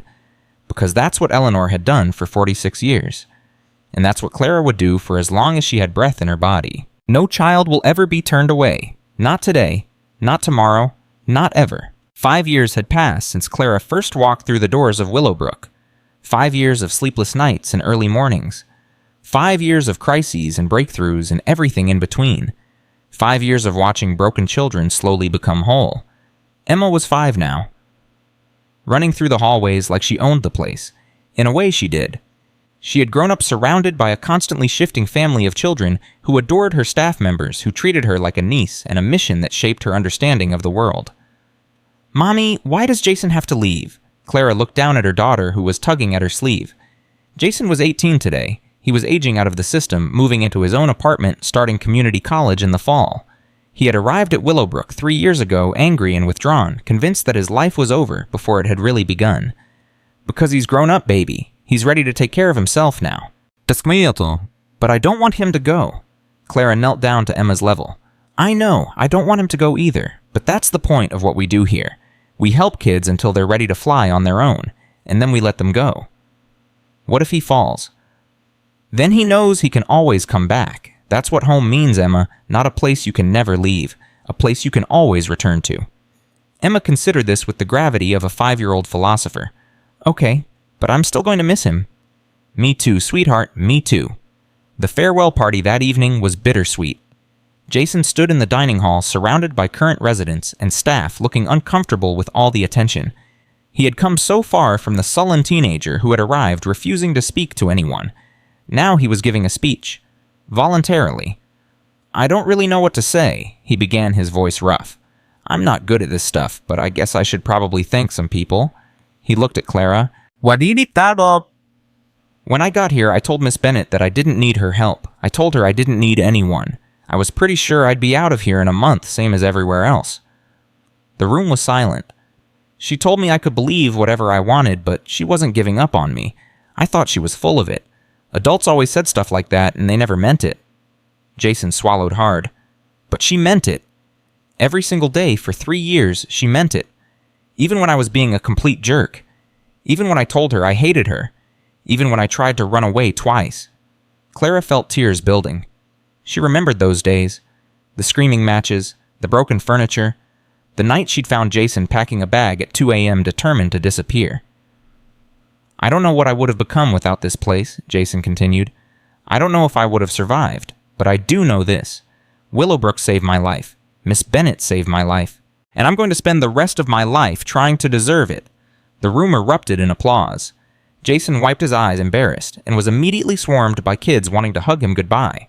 Clara watched from the doorway, overwhelmed by emotion. Robert appeared beside her. Another one ready for the world. Another one. Clara shook her head. It never gets easier, does it, letting them go? No, but it never gets less worthwhile either. Robert smiled. Eleanor used to say that every goodbye was a victory. It meant we'd done our job. It meant they were ready. I know, I've read it in her journals. Clara wiped her eyes. It still hurts. It's supposed to hurt. That's how you know it mattered. Later that night, after the party ended and the children were in bed, Clara went to the basement. She did this often, especially after difficult days.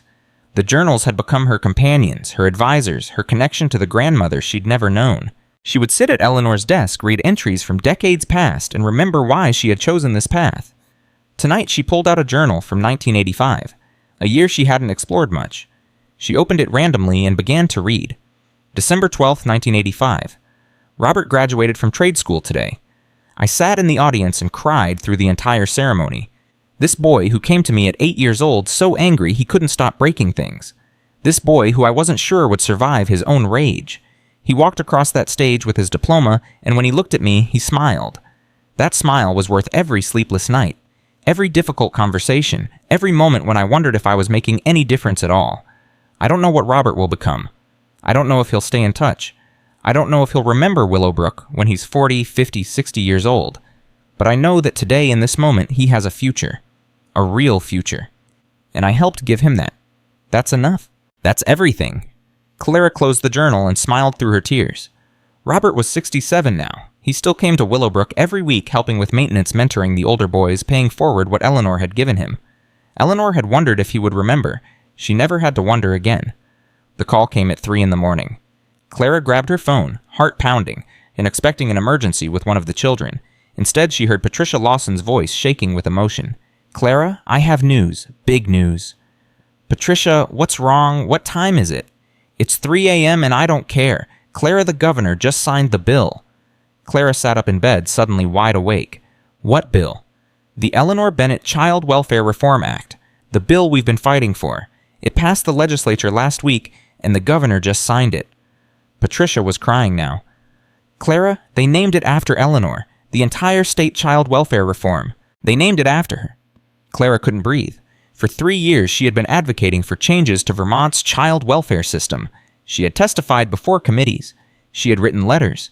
She had organized former foster youth to share their stories.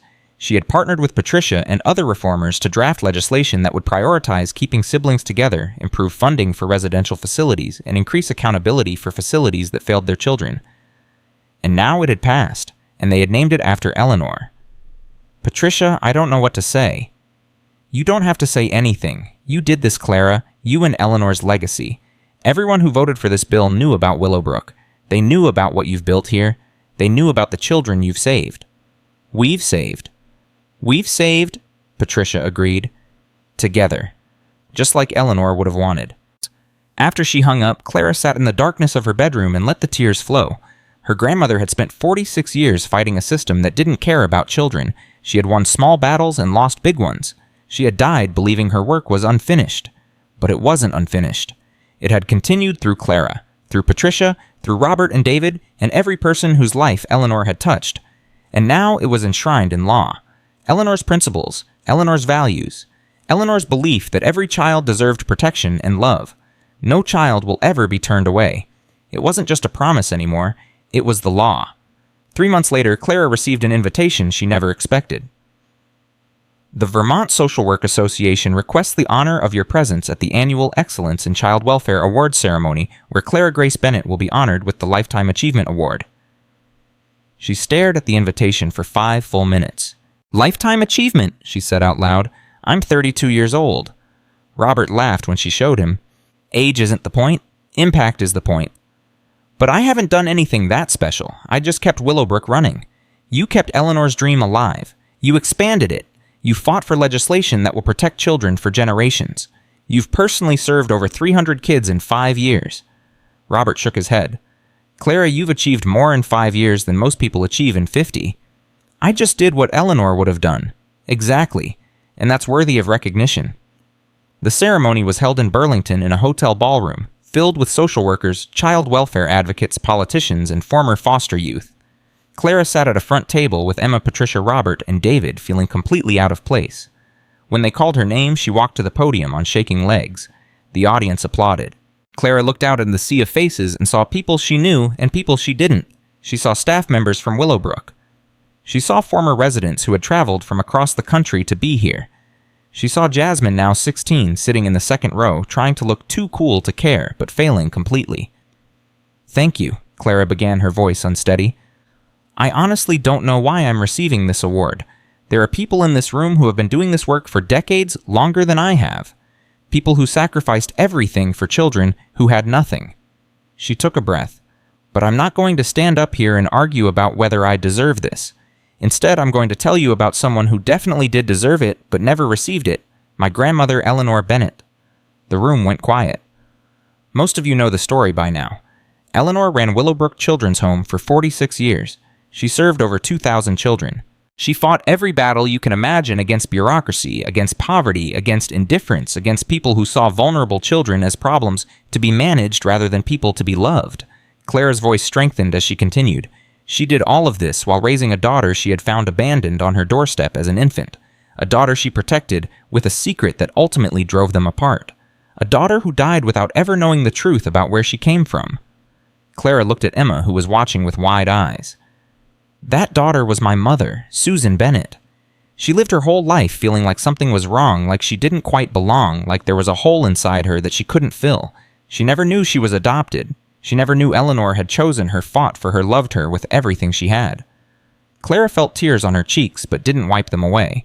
I inherited Willowbrook because Eleanor wanted me to know the truth. She wanted me to understand where I came from. She wanted me to have a chance to continue her work. Clara paused. And she wanted me to break the cycle of secrets and silence that had damaged our family for generations. She looked out at the audience. That's what I try to do every day. Not just care for children who need help, but be honest with them. About who they are, about where they come from, about the fact that their stories matter, even the painful parts. Clara took a shaky breath. The Eleanor Bennett Child Welfare Reform Act is named after my grandmother because she embodied everything that law represents. The belief that siblings should stay together. The belief that residential facilities should be places of healing, not warehousing. The belief that every child, no matter how difficult their circumstances, deserves someone who will never give up on them. She looked directly at Jasmine. Eleanor had a promise. She said it to every child who walked through her doors. She wrote it in her journals hundreds of times. She lived it every single day of her professional life. Clara's voice rang out clear and strong. No child will ever be turned away. The room was silent. That's not just a promise, Clara continued. That's a philosophy. That's a worldview. That's a commitment to seeing the humanity in every person, no matter how young, no matter how damaged, no matter how hard they try to push you away. She looked at Robert, who was crying openly. I didn't know Eleanor in life. I met her through her journals, through the people she saved, through the legacy she left behind. Clara smiled through her tears. But I know her now. I know her better than I know almost anyone. And I know that she's watching. She's watching Willowbrook thrive. She's watching the law that bears her name protect children she'll never meet. She's watching her promise ripple outward into the future. Clara held up the award. This isn't for me. This is for Eleanor. This is for every child she saved, and every person who carries her work forward. This is for the social workers in this room who show up every day for kids nobody else wants. This is for the foster parents who open their homes and hearts. This is for the advocates who fight systems that seem designed to fail. She set the award down on the podium. And this is for the children, the ones who are still waiting for someone to see them, someone to choose them, someone to tell them they matter. Clara's voice dropped to barely above a whisper, but somehow filled the entire room. No child will ever be turned away. That's Eleanor's promise. That's my promise. And tonight I'm asking all of you to make it your promise too. The standing ovation lasted 3 full minutes. After the ceremony, Clara found herself surrounded by people wanting to shake her hand, take photos, share their own stories. It was overwhelming and wonderful and exhausting all at once. But the moment that mattered most came at the end of the night. Jasmine found her in the lobby, looking uncomfortable in the dress Patricia had insisted she wear. That speech was corny, Jasmine said. I know. You made a bunch of people cry. Including you? No. Jasmine wiped her eyes quickly. I had something in my eye. Clara smiled. Of course you did. They stood in silence for a moment. Then Jasmine spoke again, her voice smaller. Did you mean it? What you said about seeing humanity in everyone, even people who try to push you away. Every word. Even me. Back when I first got to Willowbrook, when I was setting fires and screaming at everyone and telling you I hated you, Clara reached out and took Jasmine's hand. The girl flinched slightly, but didn't pull away. Especially you, because I knew the anger wasn't who you were. It was armor. And armor only exists because there's something precious underneath that needs protecting. Jasmine's lip trembled. I'm applying to college next year, social work program, like Patricia. Clara felt her heart swell. I know, Patricia told me. I want to work with the angry kids, the ones everyone gives up on. Jasmine's voice cracked. I want to tell them what you told me, that they're not as bad as everyone says. Clara pulled her into a hug. Jasmine resisted for half a second, then collapsed into it, crying against Clara's shoulder. Eleanor would be so proud of you, Clara whispered. I'm so proud of you. I'm proud of me too, Jasmine admitted. That's weird, right? Feeling proud of yourself. It's not weird at all. It's exactly what you're supposed to feel. They held each other in the hotel lobby while the world moved around them. A 16-year-old former arsonist and the woman who had refused to give up on her. This, Clara thought, is what it looks like when the work succeeds. This is what Eleanor saw, every single time. On the 5th anniversary of Willowbrook's reopening, Clara organized a reunion. She invited everyone, former residents, former staff, volunteers who had helped with the renovation, anyone who had ever been part of the Willowbrook family over the past 5 years or the 46 years before that. Over 500 people came. They came from across the country, from Vermont and California and Texas and Florida. They came with spouses and children and grandchildren. They came with stories and photographs and memories that span decades. David, now 86 years old, stood on the front porch and addressed the crowd. I came to this place in 1962, he said, his voice thin but clear. I was the first child Eleanor ever took in. I was 8 years old, scared out of my mind, convinced that nobody would ever want me. He looked at Clara, who stood beside him with Emma in her arms. Eleanor proved me wrong. She spent the next 9 years proving me wrong every single day, and when I left Willowbrook at 17, I made her a promise. I told her I would live a life worthy of what she had given me. David's eyes were wet. I'm 86 years old. I've been married for 62 years. I have 4 children, 11 grandchildren, and 7 great-grandchildren. I built a business that employed hundreds of people. I donated to causes I believe in. I tried to be kind when kindness was hard and honest when honesty was scary. He looked out at the crowd. Eleanor has been gone for 8 years, but she's not really gone. She lives in every person whose life she touched. She lives in this building that she built and that Clara brought back to life. She lives in the law that bears her name. She lives in the promise that we all carry forward. David raised his hand toward the building. No child will ever be turned away. Eleanor said it first. Clara says it now. And someday someone else will say it after Clara is gone. That's how legacies work. They don't end. They transform. They grow. They ripple outward into infinity. The crowd applauded, but David wasn't finished. I want to tell you all something, he continued. Something I've never said out loud before. The applause faded. When I was 8 years old, the night before I came to Willowbrook, I tried to hurt myself. I was in a temporary shelter, and I found a piece of broken glass, and I thought about using it. I thought about ending everything because I couldn't see any reason to keep going. Clara felt her breath catch. I didn't do it. Something stopped me. I don't know what. But the next morning, a social worker drove me to this building, and a woman I'd never met before knelt down and looked me in the eyes and said, "Welcome home, David. You're safe now." David's voice broke. Eleanor saved my life that day. Not metaphorically, literally. She gave me a reason to keep going. She showed me that the world wasn't just pain and abandonment and people who didn't care. She showed me that love existed even for kids like me. He looked at Clara. Clara is doing the same thing. Every single day. Every child who walks through these doors has a chance to find what I found. A reason to keep going. A belief that their life matters. A home. David stepped back from the edge of the porch. That's Eleanor's legacy. That's Clara's legacy. That's our legacy, everyone here who has ever been touched by this place. He raised his voice for the final words. No child will ever be turned away. Not today. Not tomorrow. Not as long as any of us have breath in our bodies. The crowd erupted. People were cheering, crying, hugging each other. 500 people bound together by a single promise, a single mission, a single belief. Clara stood in the middle of it all, Emma on her hip, tears streaming down her face. This is what Eleanor built, she thought. Not just a building, a family, a movement, a legacy that will outlive all of us. That night after the reunion ended, Clara took Emma to the basement. She had been planning this moment for months, waiting for the right time. The 5th anniversary seemed perfect. "Mommy, why are we going down here?" Emma asked. "Because there's something I want to show you, something important." Clara led her daughter to the shelves of journals. 60 years of records. Now, Eleanor's collection joined by Clara's own volumes, a continuous history of Willowbrook and everyone who had passed through its doors. "These are journals," Clara explained, "written by your great-great-grandmother Eleanor and by me. They tell the stories of every child who ever lived here." Emma reached out to touch one of the old leather spines. Every child, well, every single one, going back to 1962. That's a long time. It is. Clara knelt down to Emma's level. "Someday, baby girl, these journals will be yours. This building will be yours. This mission will be yours." Emma looked confused. "But I'm only 5.